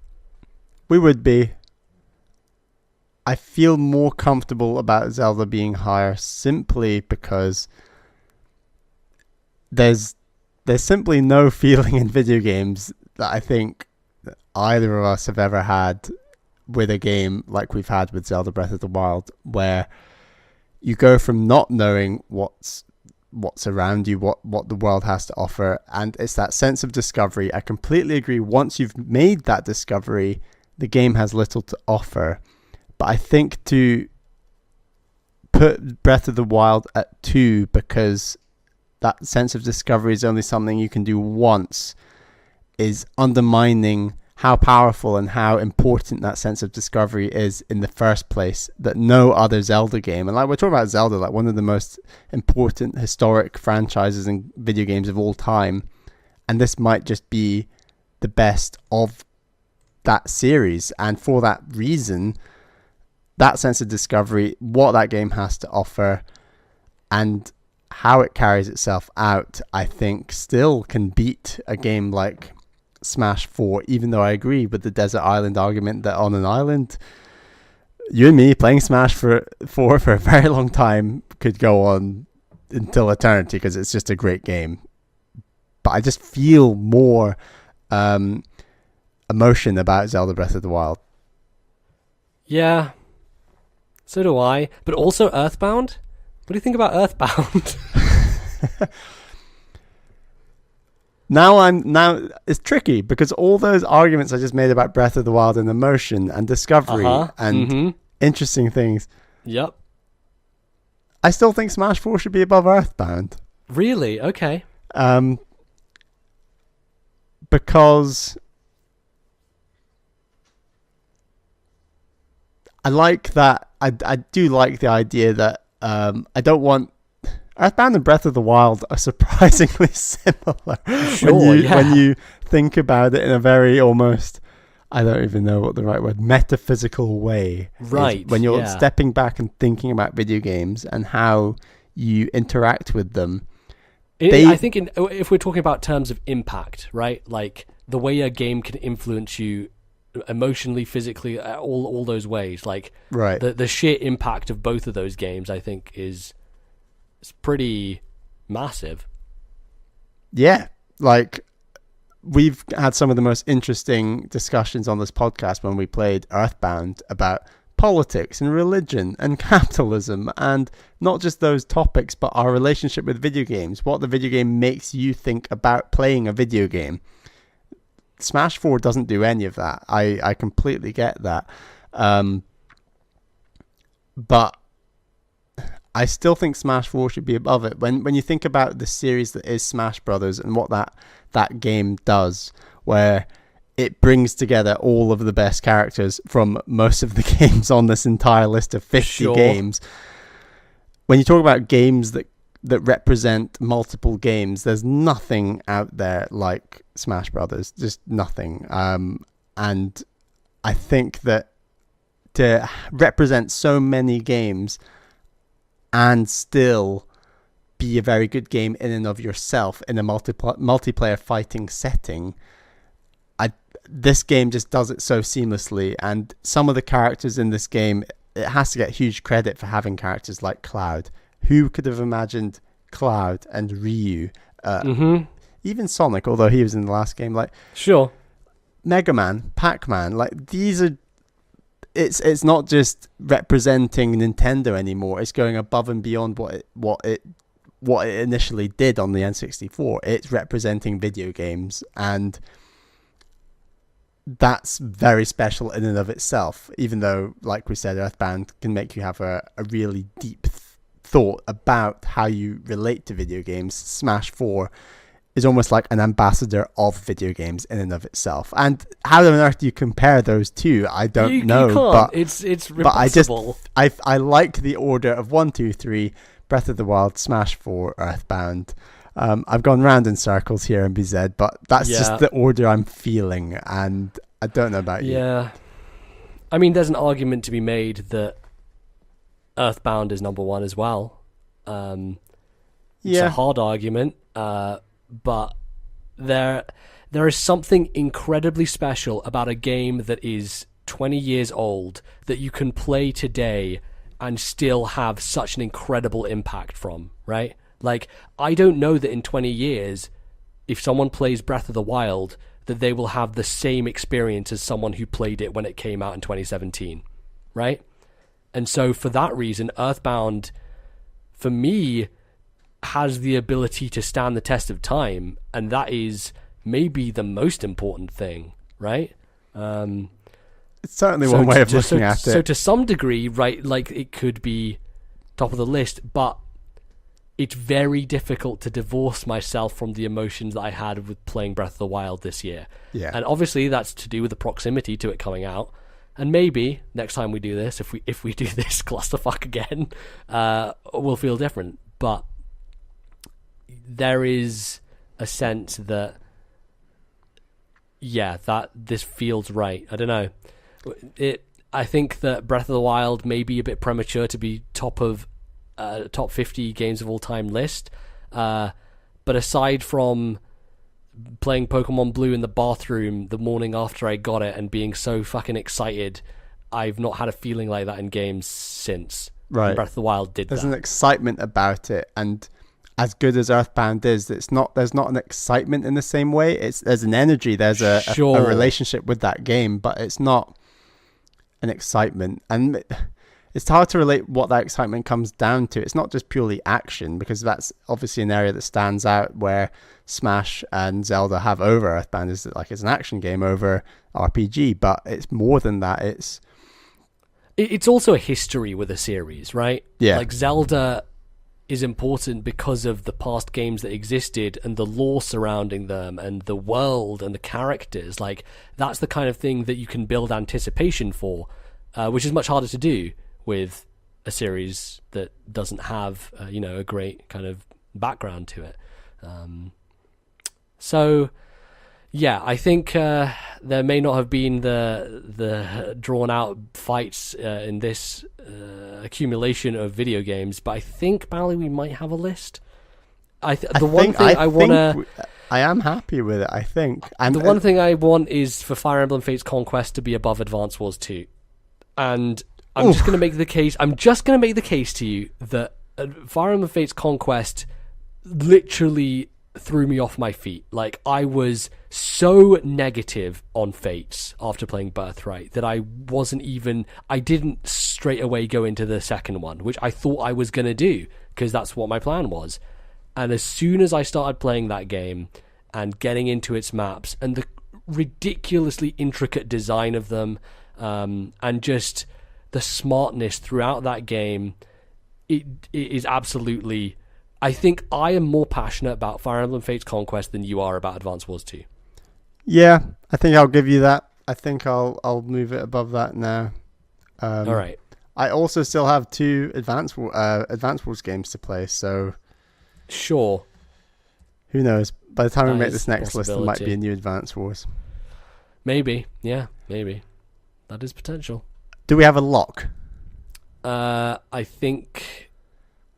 Metroid Prime, as soon as that's off the list, we're done. We're good. Do you think you'll play that before episode 150, MBZ? Put it on the Switch, I'll buy it a third time. Fuck it, yeah. Why not? I mean, buying video games is the same as playing them, but okay, there we go. Yep. I think it's a lock. All right. How about we count down 50 to 1? All right, go ahead. Shall I mention shakers and movers on the ones that have gone up and down? No, because it will take way too fucking long. It will take too long. Let's just go for it. Let's go for it. Number 50, Castlevania. 49, Box Boy. 48, Animal Crossing Wild World. 47, Metroid Prime 2 Echoes. 46, Xenoblade Chronicles X. 45, Luigi's Mansion 2. 44, Twilight Princess. 43, Mario Kart 8 Deluxe. 42, Codename Steam. 41, Kirby Canvas Curse. 40, Sonic Mania. 39, Harvest Moon Friends of Mineral Town. 38, Skyward Sword. 37, Pokemon Gold Silver. 36, Fire Emblem Path of Radiance. 35, Super Mario 3D Land. 34, Zelda Minish Cap. 33, F-Zero GX. 32, Trine 2. 31, Mario Land 2. 30, Rayman Legends. 29, Bayonetta 2. 28, Phoenix Wright. 27, Super Metroid. 26, Mega Man 2. 25, Wario Land Shake Dimension. 24, Pikmin 3. 23, Metroid Zero Mission. 22, Super Mario Galaxy 1. 21, Super Meat Boy. 20, Guitar Hero 3. Number 19, Advance Wars 2. Number 18, Fire Emblem Fates Conquest. Number 17, Splatoon 2. Number 16, Guacamelee. Number 15, Chrono Trigger. 14, Super Mario Maker. 13, Link Between Worlds. 12, Shovel Knight. 11, Wind Waker. 10, Advance Wars. 9, Donkey Kong Tropical Freeze. Number 8, Metroid Fusion. Number 7, Metroid Prime. Number 6, Fire Emblem 7. Number 5, Xenoblade Chronicles. Number 4, Super Mario Galaxy 2. Number 3, Earthbound. Number 2, Super Smash Bros. for Wii U. And number 1, The Legend of Zelda Breath of the Wild. Boy, that's a fucking video game list. There's a lot of good things in there. That is a list. people should play. It took quite a while to make that list. Yeah, man, I don't know. It's I feel like we changed a lot, but at this point it's going to be hard to break through because there's a lot of really good things in here.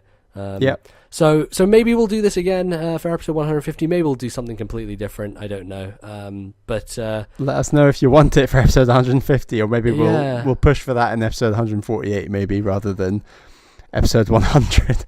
Yeah, that will work. We are going to end this segment, but don't go anywhere because we'll be back with a very final segment, just wrapping up our 100 episode milestone and all that good stuff. So don't go anywhere. We will be right back.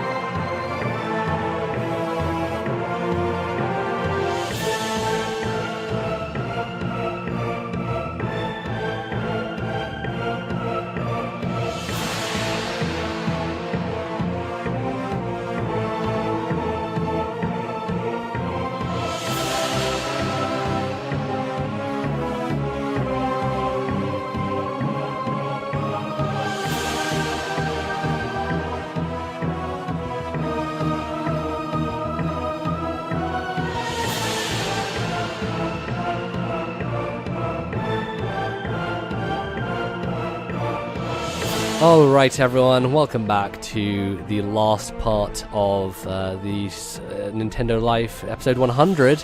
Well done if you're still with us. Thanks for getting through all that nonsense of 2.5 hours of us, trying to figure out a nightmare of a list. I hope it was worth it. Yeah, I hope so. We're just gonna kind of wrap things up here. A bit of a looking back on the last 100 episodes, talking about some of the stuff, and we have a bunch of stuff that you've sent us through email or through our Discord server, which has been really cool to see. Some people telling us when they started listening and all that good stuff. So thought we'd just read through those and then maybe reflect ourselves on the podcast. So let's kick it off with an email from Kevin S., a friend of the show, who writes in and says, "Hello, TNL Podcast, or as you were previously known, NYPP. It's been one hell of a journey to episode 100. I've been listening since day one, and this was the podcast that got me into podcasts. The entire idea seemed so foreign to me years ago, but TNL Podcast has made my 1 hour daily commutes to uni not just bearable, but something I look forward to. NBZ and Bally, it's been such a pleasure to watch you two evolve along with the podcast. There aren't too many things that stick out for this many years, but this is a testament to you two. My favourite memory has got to be you guys deciding on your top 50 games. You two getting so heated made for such a memorable segment that I could laugh my butt off to, but this is also a great display of your passion for games as a whole, and I still have quite the list to work through based on the games you decided upon. Here's to 100 more episodes. Cheers, Kevin." Well, yes, referencing back to the Now You're Playing with Power times. I believe it changed in episode 36, just off the top of my head. Jeez, what are you, the Greg Leahy of this podcast, Bally? I am a bit. I do go back and listen to episodes here and there. Yeah, we had a rebrand, didn't we? So I think we decided we were humming and hawing whether we should restart the counter or keep the counter going, and we thought, let's keep the counter going. I think that I guess many listeners now might not know about the fact we used to be called Now You're Playing with Power, but I guess who knows?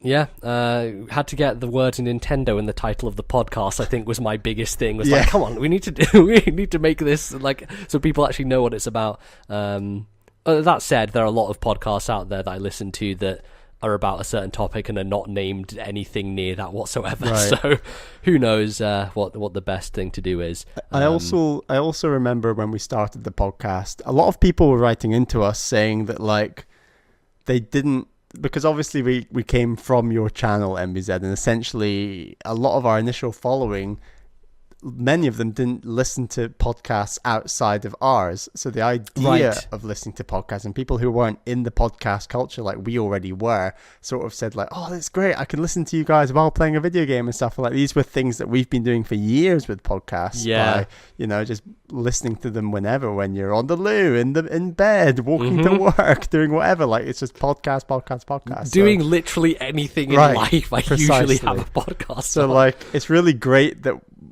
we got so many people into podcasts in the first place, and hopefully I'm sure many people have found us through already being in podcasts, which is cool. Absolutely. Do you want to take the next one, Bally? Sure. So our next email is from Ryan. Dear MBZ and Bally, I've been listening to the show from the start, and I can't believe that it's already been 4 years. My favourite memories of the show were always the backlog clubs. The discussions are always more interesting because the game is fresh on your mind, and I know exactly what you two are talking about. With the regular shows, I find myself watching gameplay or looking at screenshots to get some context about the games you're discussing. Congrats on episode 100, and I hope you continue for 100 more. From Ryan. That's 2 people who want us to do 100 more episodes, Bally, so I think we're bound to. I think we're signed up. We're signed up. Yeah. Backlog clubs, man. We need to do one of those. 3 in 100 episodes. It's not exactly a great ratio, but... no, it's not. We need to get better at that. We definitely do want to do more because there's so many great classic games that we have access to and will have access to, especially with the SNES Classic coming out soon, that we definitely want to... get one of those on the go soon. I think the SNES Classic is probably a good indication for what we'll choose next. So, hopefully it'll be a fun time. And with our brand new Discord server, it's just, we've really got a really great group of people talking about games and like stuff on the podcast coming out. So we can create like a separate mini server, a separate thread within our server even to talk about whichever game we pick next. So that could be something for the future. Yeah, thanks, Ryan. The next message comes from a Cerbus from London who says, I've been listening since episode 1 of Now You're Playing with Power on NBZ's channel. I remember distinctly being very pleased to find that NBZ had started a Nintendo podcast with this Bally character, but for some reason couldn't shake the feeling that it would end prematurely. I'm so happy to have been wrong. The highlights of the first 100 episodes for me are the 3 retroactives. I mean, backlog clubs. Yeah, we did kind of steal that idea. Particularly the Earthbound one, which introduced me to a game I would now put in my top 5 of all time. So it seems like we share the same ideas, Bally. I'm looking forward to seeing where it ranks in the top 50. Congratulations on 100 episodes, and thank you for the years of entertainment you've given us. As a final thought, I just want to mention that I actually listened to episode 1 of NYPP this week, and while both of you have come a long way since then, Bally especially is so much better at talking into a microphone than he was 4 years ago. It's hard to believe it's the same person on episode 1 that I just listened to in episode 99. So there you go, Bally. Yeah, it seems like you've done well. I definitely had very little experience in talking into a microphone and putting my voice out on the internet compared to you, MBZ, when we started. And I feel like I have become more confident and more comfortable about articulating my thoughts on video games, essentially, because at the start I was quite quiet, and definitely if you do go back and listen to that episode 1, I do have I have a lot of patterns in the way I speak, and like those things are very hard to break out of, and breaking out of ums and ahs and repeating the same words again and again. And I like to think I've gotten a bit better, so I really appreciate that. Something you used to do a lot, Bally, that I've noticed you've stopped doing is you used to, like, in the middle of a sentence, just stop for at least 3 seconds and then continue. And I remember editing some of the early episodes where multiple times an episode I just have to cut out like this 2-second dead air, and it would sound really natural if I just cut it out. It sounds as if you just continue the sentence. It's just like my brain reprocessing what I'm still saying. Yeah. Bizarre. I do think I've also sped up the speed at which I talk. I used to talk very slowly, and I still think I do talk a lot more slowly compared to you, MBZ, but I feel like I've sped up a bit. Sure. That makes sense. Yeah, man, Earthbound's a great fucking game. It deserves to be at that spot on the list. Also, I just want to give a Service a shout out because he sent in, I believe, like a full essay on Earthbound when we did that backlog club, and that was awesome. It was really, really well done, and we took in a lot of his comments for that episode. So thank you for that. Our next message is from Jackpot. Hey guys, I've been listening since episode 1. Crazy, I didn't realize how long the show had been going when I stop and think about it. You guys have kept me company while I transited to and from my last 2 years of uni, and now while I commute to work. Just wanted to say keep it up and looking forward to your episode 100 show and beyond. Thanks, Jackpot. I think like commutes are definitely a thing for a lot of people, like when listening to podcasts. I know, Bally, you have a shorter one these days. It's short. I love it. It's like 10 minutes. It's great. Yeah. you miss the old days of being able to like play 3DS on the train to some degree, I guess. But I guess it's probably better to wake up later and get in, having not had to wait so long. But still, it's cool. Next up is Rust Bucket, who says, congratulations guys, I can't remember when I started listening, but I found you guys looking for any NX Switch related news maybe 2 or 3 years ago. I love the show, I like the chemistry MBZ and Bally have, I admire the professionalism of the podcast, questionable, and the musical interludes. You guys have a real passion for gaming, and this quite clearly comes across to your audience. When you guys bicker, I just find myself laughing. Best Nintendo game for me is Wind Waker. Oh, also, a funny moment. When you guys did an episode on Breath of the Wild preview before it was released, I think a Nintendo Direct, but NBZ hated the fact that the treasure chest never opened all the way. His reaction was so funny. The funny thing is the chests still don't open all the way, but I can see why. Way too much code to do all that. I hate that that's the worst part of Breath of the Wild. It infuriates me to no end. It's weird, that, like, you get to this treasure chest and just like pops it open like halfway. Like Link couldn't even reach in and get anything from the treasure chest like that. It doesn't make any sense. But that's stuff like that I do enjoy talking about, like when I think that was during E3 when we were talking about all the Breath of the Wild stuff. It was a fun time for sure. Yeah. Rust Bucket mentions like our chemistry on the podcast. I think we had an upper hand on this one. The fact we've known each other for 5 years. And 5 years since the age of 5. 5 years. Yeah, 5 years. We just started the podcast. No, we've known each other 20 years at least now. Yeah, so. Jesus. Oh, wow. Boy. So that's definitely an advantage. Top tip if you want to start up a podcast. Find someone you've known a long time. Yep. It always makes works. it easier. Oh boy. Our next message is from Tim, who's from the US. Congrats, MZ and Bally. I found the show via YouTube while looking for longer Fire Emblem content earlier 2016. Must have been a little after episode 50 or 60. Liked the other parts of the episode so much I decided to check out other episodes that had intriguing titles. After that, I started listening to every episode.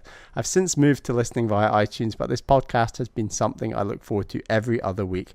As I said when I wrote my iTunes review way back, listening to the show is like sitting and having a chat with two good friends. I love this show because you guys aren't a show like NVC, which only covers current news and games. I love that games that come out a long time ago, like Advance Wars 2, can be major talking points at any time. It shows how authentic the show really is. Keep up the great work.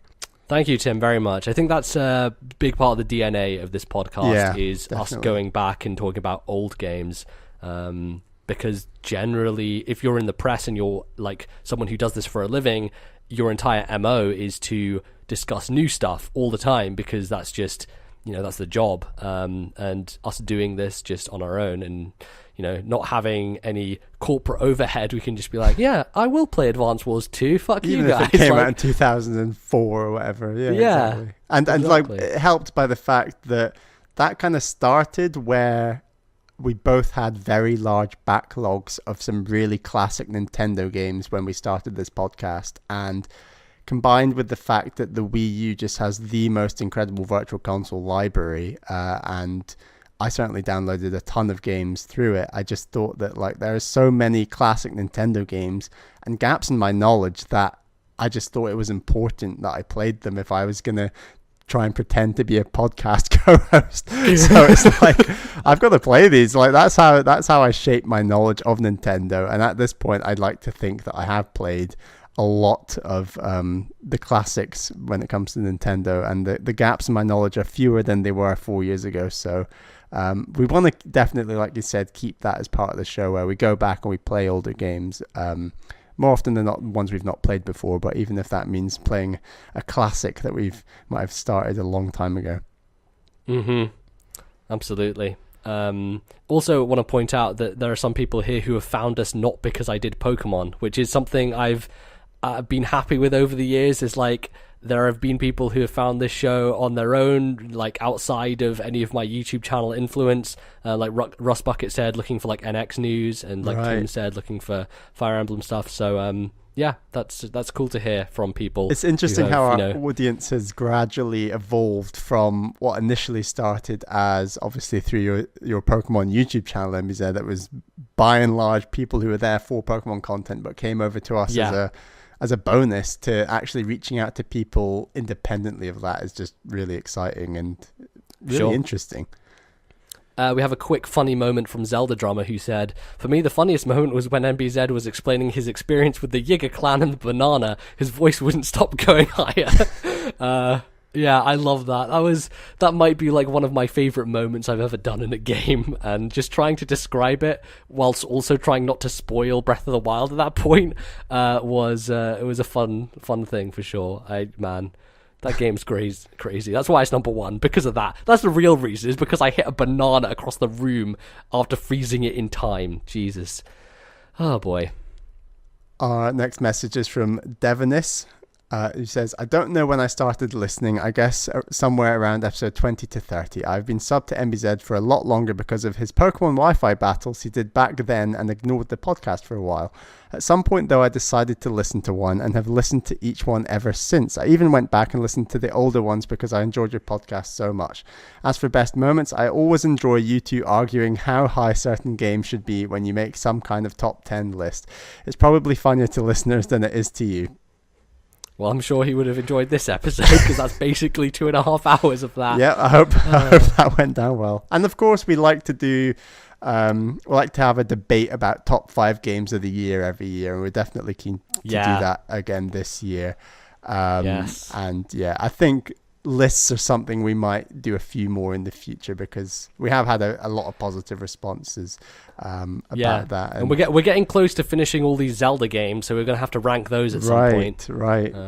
So that is coming down the line for sure. As much as it might strain our friendship, at least it provides for the audience. Yep, absolutely.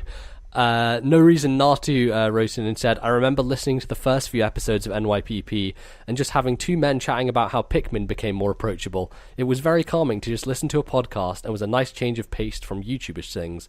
It is a pleasure to be getting back into the show. Thanks for the good times and keep it up, guys." Well, Bally, you talking about Pikmin eventually forced me to play one, so I guess that calming influence did have a good effect. Yeah, and I'd like to think that us having an influence on each other, and like one of us will play a game that the other hasn't, we said, "This game was really good, you should try it," and we have actually had, since especially the last top 50 games of all time, we've had a lot more convergence on games that I've played and that you've played that the other hadn't last time, and we can say, definitely, actually you're right, that game's really good, it should be higher, or actually you're wrong on that one and that should be lower, and like that's just a healthy thing for the list and like our discourse on games, I guess. Definitely. So finally, we have a message from Chaotix, who says, "I've listened to the podcast since around the time the name changed. It's the first and still the only podcast I consistently listen to. The discussions on various topics by email, suggestions on games I shouldn't play and such has always proven very helpful to me as a gamer. I followed MBZ for a long time, and when he announced he would stop with Pokemon, my key question was whether he would continue to cover E3, as he was my main source for the news. The podcast goes well beyond that, and it's great. Keep up the good work." Thank you, Chaotix. I have always made a big deal about E3, and I think now with Bally as well, it's been even more fun to cover that stuff, because Nintendo has had various presences throughout the last few years, and us giving them a bunch of shit for it or like praising them to high heaven has definitely been a nice yo-yo of talking about that stuff. So and it's quite fitting that like we've come to episode 100 now, and Nintendo, it feels, based on the Switch and the games that have come out this year and the games that are promised for the rest of this year, they're in about as good of a place as I can remember, certainly in the time of this podcast by far. But even if you look further back, it might be even better than most other years that we can even think of. Yeah, this is definitely one of Nintendo's best years ever, I think, just generally. Not only from the fact that they launched a new console, but the strength of the software that's available. It's a really great time to be a Nintendo fan, I think. And it's interesting that we started this show like basically at their lowest point possible and rode that wave for a few years, and now we're kind of coming out the other side, which is great. We're sort of started at the last hurrah of the Wii U with a game like 3D World. Yeah, weirdly that was the last hurrah when it came out like a year after the console came out. But well, there was Splatoon and Mario Kart and Mario Maker, but yeah, but I think even at the point we started the podcast, people knew the Wii U was done. Right, exactly. It was doomed, essentially. Why would you start a Nintendo podcast then? Yeah, I think that it speaks a lot to, like, being part of that group who stick with something even though it's bad times. Like, I think a lot of the reason Podcast Beyond was so successful was that even during the bad era of PS3, when everything was going wrong and Sony were making horrible mistakes, like Greg and Colin doing that show like was this unifying thing, that like they were the underdogs and they like really pushed their love of PlayStation and all that stuff, and it became a really popular and big show because of that. And I think that we have a maybe similar thing here, where we stuck with this company even through the worst times possible, and still had a good time. Look at the number of podcasts that have launched since the Switch has come out, and like you think, wow, like these people have just like completely. They've just gone for it. They've said, like, the Switch is popular. People are talking about it. We love the Switch. We want to talk about it. And, credit to them. But, it's really great that we managed to stick around. We were here during the dark times. During the dark times. We're the real deal. And, we got the chops. Absolutely. Well, thank you, everyone, for all those messages. It was very nice to hear from a whole bunch of you. Again, you can send us emails all the time. We're always looking for more. Bally, remind them of that email address. The email address is thisnintendolife@gmail.com. That is thisnintendolife@gmail.com. Please send us your emails. We love reading them. Absolutely. It'd be great to get some new ones for next time. That would be fantastic. And yeah, Bally, it's the episode 100. It's the end here. How do you feel about this show? How has it been the last 4 years? Why is it that long? 4 years doing this. What were your expectations, and have they been met?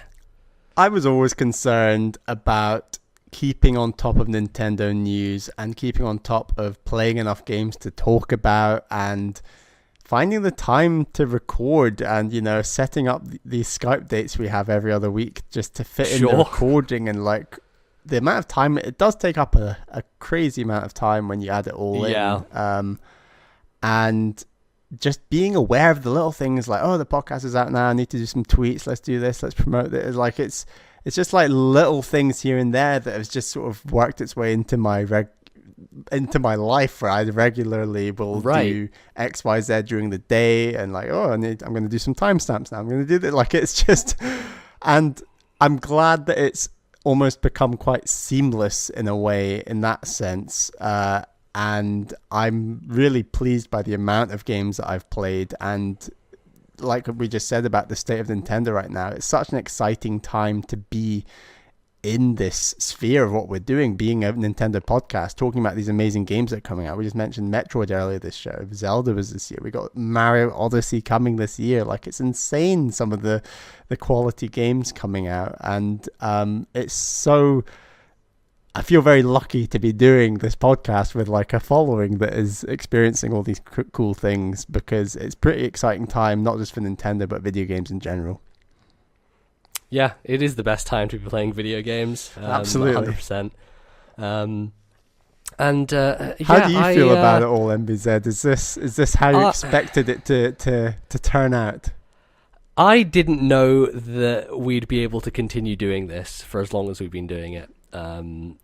I over the years doing Pokemon, I was pretty consistent. I kept up a good pace, and I loved doing it. But eventually, it just became something that I did out of necessity rather than desire. And podcasts have been something that I have listened to for years and years, and I think I will be for like many decades to come, because it's something that I have vibed with and something that is so changeable and different. I think that's one of the reasons why moving from doing Pokemon to just talking about games generally has been so great, because there's the variety on offer there that you're never able to get bored with, right? And so there's always something new and something interesting to talk about and discuss.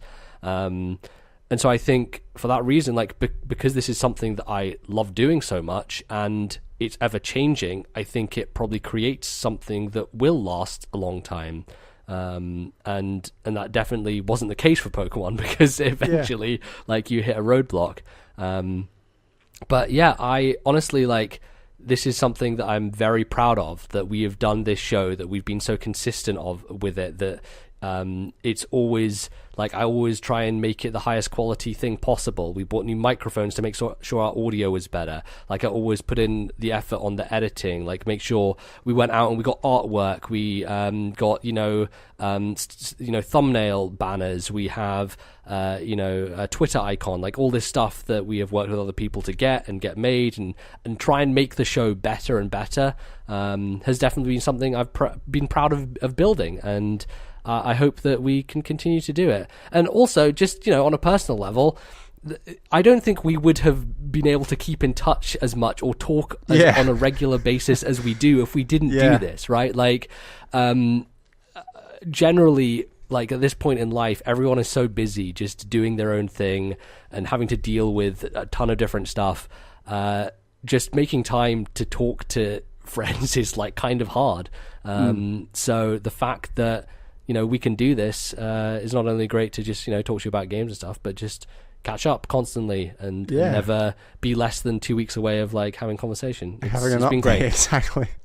Yeah, which is cool, because it's the vibe we have almost is when we come on Skype, it's like checking into work, but then it's not work, because we're having fun and we're going to talk about video games. Absolutely.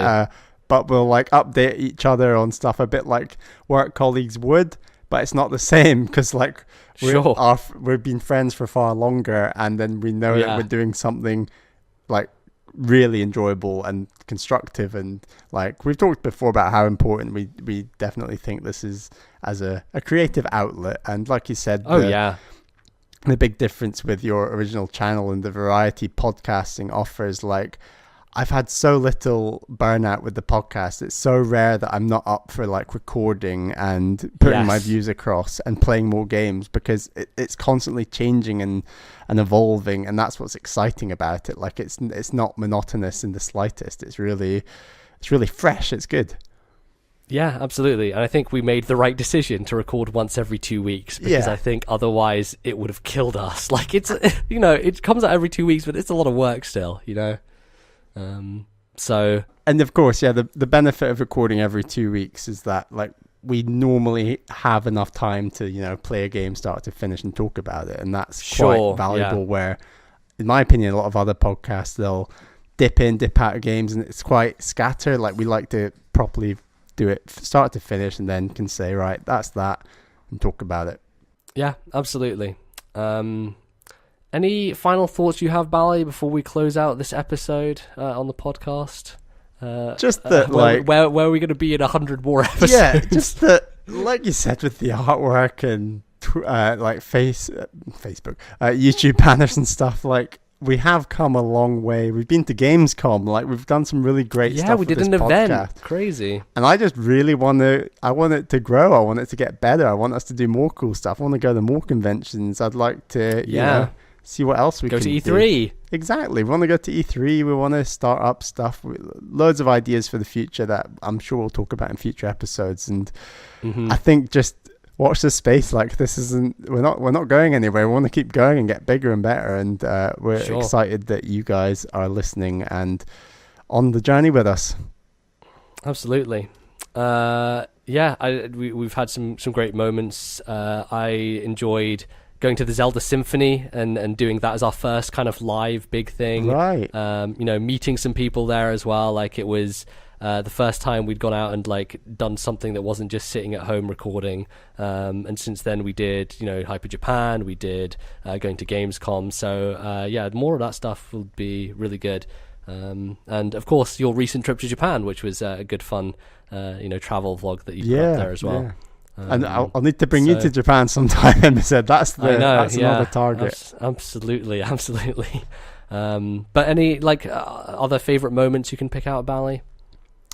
Let me think. I think that probably going to Gamescom and actually feeling that aspect of like games journalism and our sort of what we were doing and recording and who we were interviewing, like having a real purpose and a focus, and actually, being a bit of a games journalist for like a day or two just felt a bit weird and cool. And I think that was really cool. And the more we can repeat of that would be awesome. But other than that, I think that the number of classic Nintendo games I've played on and talked about on this podcast, I think is really quite special to me. And like you said earlier, it's like the DNA of the show is going back and playing some of the classics and talking about them. So yeah, I think those two things. One of my favorite episodes is definitely the Earthbound episode. Absolutely. That's one that I'm very happy with, and I think was such a great game to play. And we got some great listener participation in that one as well. It was just overall a really great example of, I think, what this podcast can be. Right. So we just need Mother 3. Yeah, we'll keep waiting. It'll happen. I swear. Oh boy. So with that, Bally, let's close out episode 100. Where can people find us? I can tell you where you can find me. That's at Lordnbz on the Twitter. Just go type that in. I'll be right there. You can follow whatever ramblings I have. Where can they find you, Bally? You can follow me on Twitter. I'm at Ballyman91. That's BALLYMAN91. And also, check out the Twitter account for the podcast, which of course is at TNL Podcast. That's at TNL Podcast. We'll get the Discord server will be the pinned tweet on there. It's not currently. I will pin it back to the top. We were pinning episode 100, but yeah, I will get our Discord server pinned where we're having some good chats and good conversations about all the stuff going on. Yeah, absolutely. It's growing nicely. You can also find that link in the iTunes description if you're so inclined. You can also find us in various places. We're on iTunes or on any podcast app you own. I know people are like, I hate iTunes, but also I don't even use iTunes. iTunes is just an aggregator. You can just go to a random podcast app and you'll find us, because that's the magic of the internet. It's very, very mysterious. But we're on Stitcher, we're on various other places. With this being episode 100, it would be a really great time for you to go out there and give us a review and tell people, hey, we like this show. It's a pretty good show. You should go listen to it in this era of Nintendo where the Switch is doing gangbusters and people are more interested in what people have to say about various Nintendo things. If you haven't done or given us a review, that would be really appreciated. So if you could hop over to iTunes, takes a few minutes of your time, and that's more helpful to us than anything else you can do to the show. So if you would like to help us and make sure this show continues for another 100 episodes, then please go there and review us. Very, very important. Bally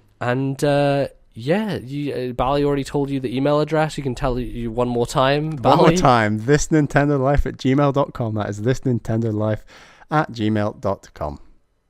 Absolutely. And I think that's it. Have I forgotten anything, Bally? Because we've got to this point where there's a lot of things to talk about at the end of the show. But we've been going a long time, but that's what we get for reaching 100 episodes. And absolutely, on to 100 more. Let's go. All right. And with that, thank you everyone for listening. We'll be back next episode with some brand new stuff to talk about. So don't go anywhere, or do go somewhere after you listen to this, because otherwise you'll be sitting there for 2 weeks waiting. But until then, thank you everyone, and we'll see you next time. Goodbye.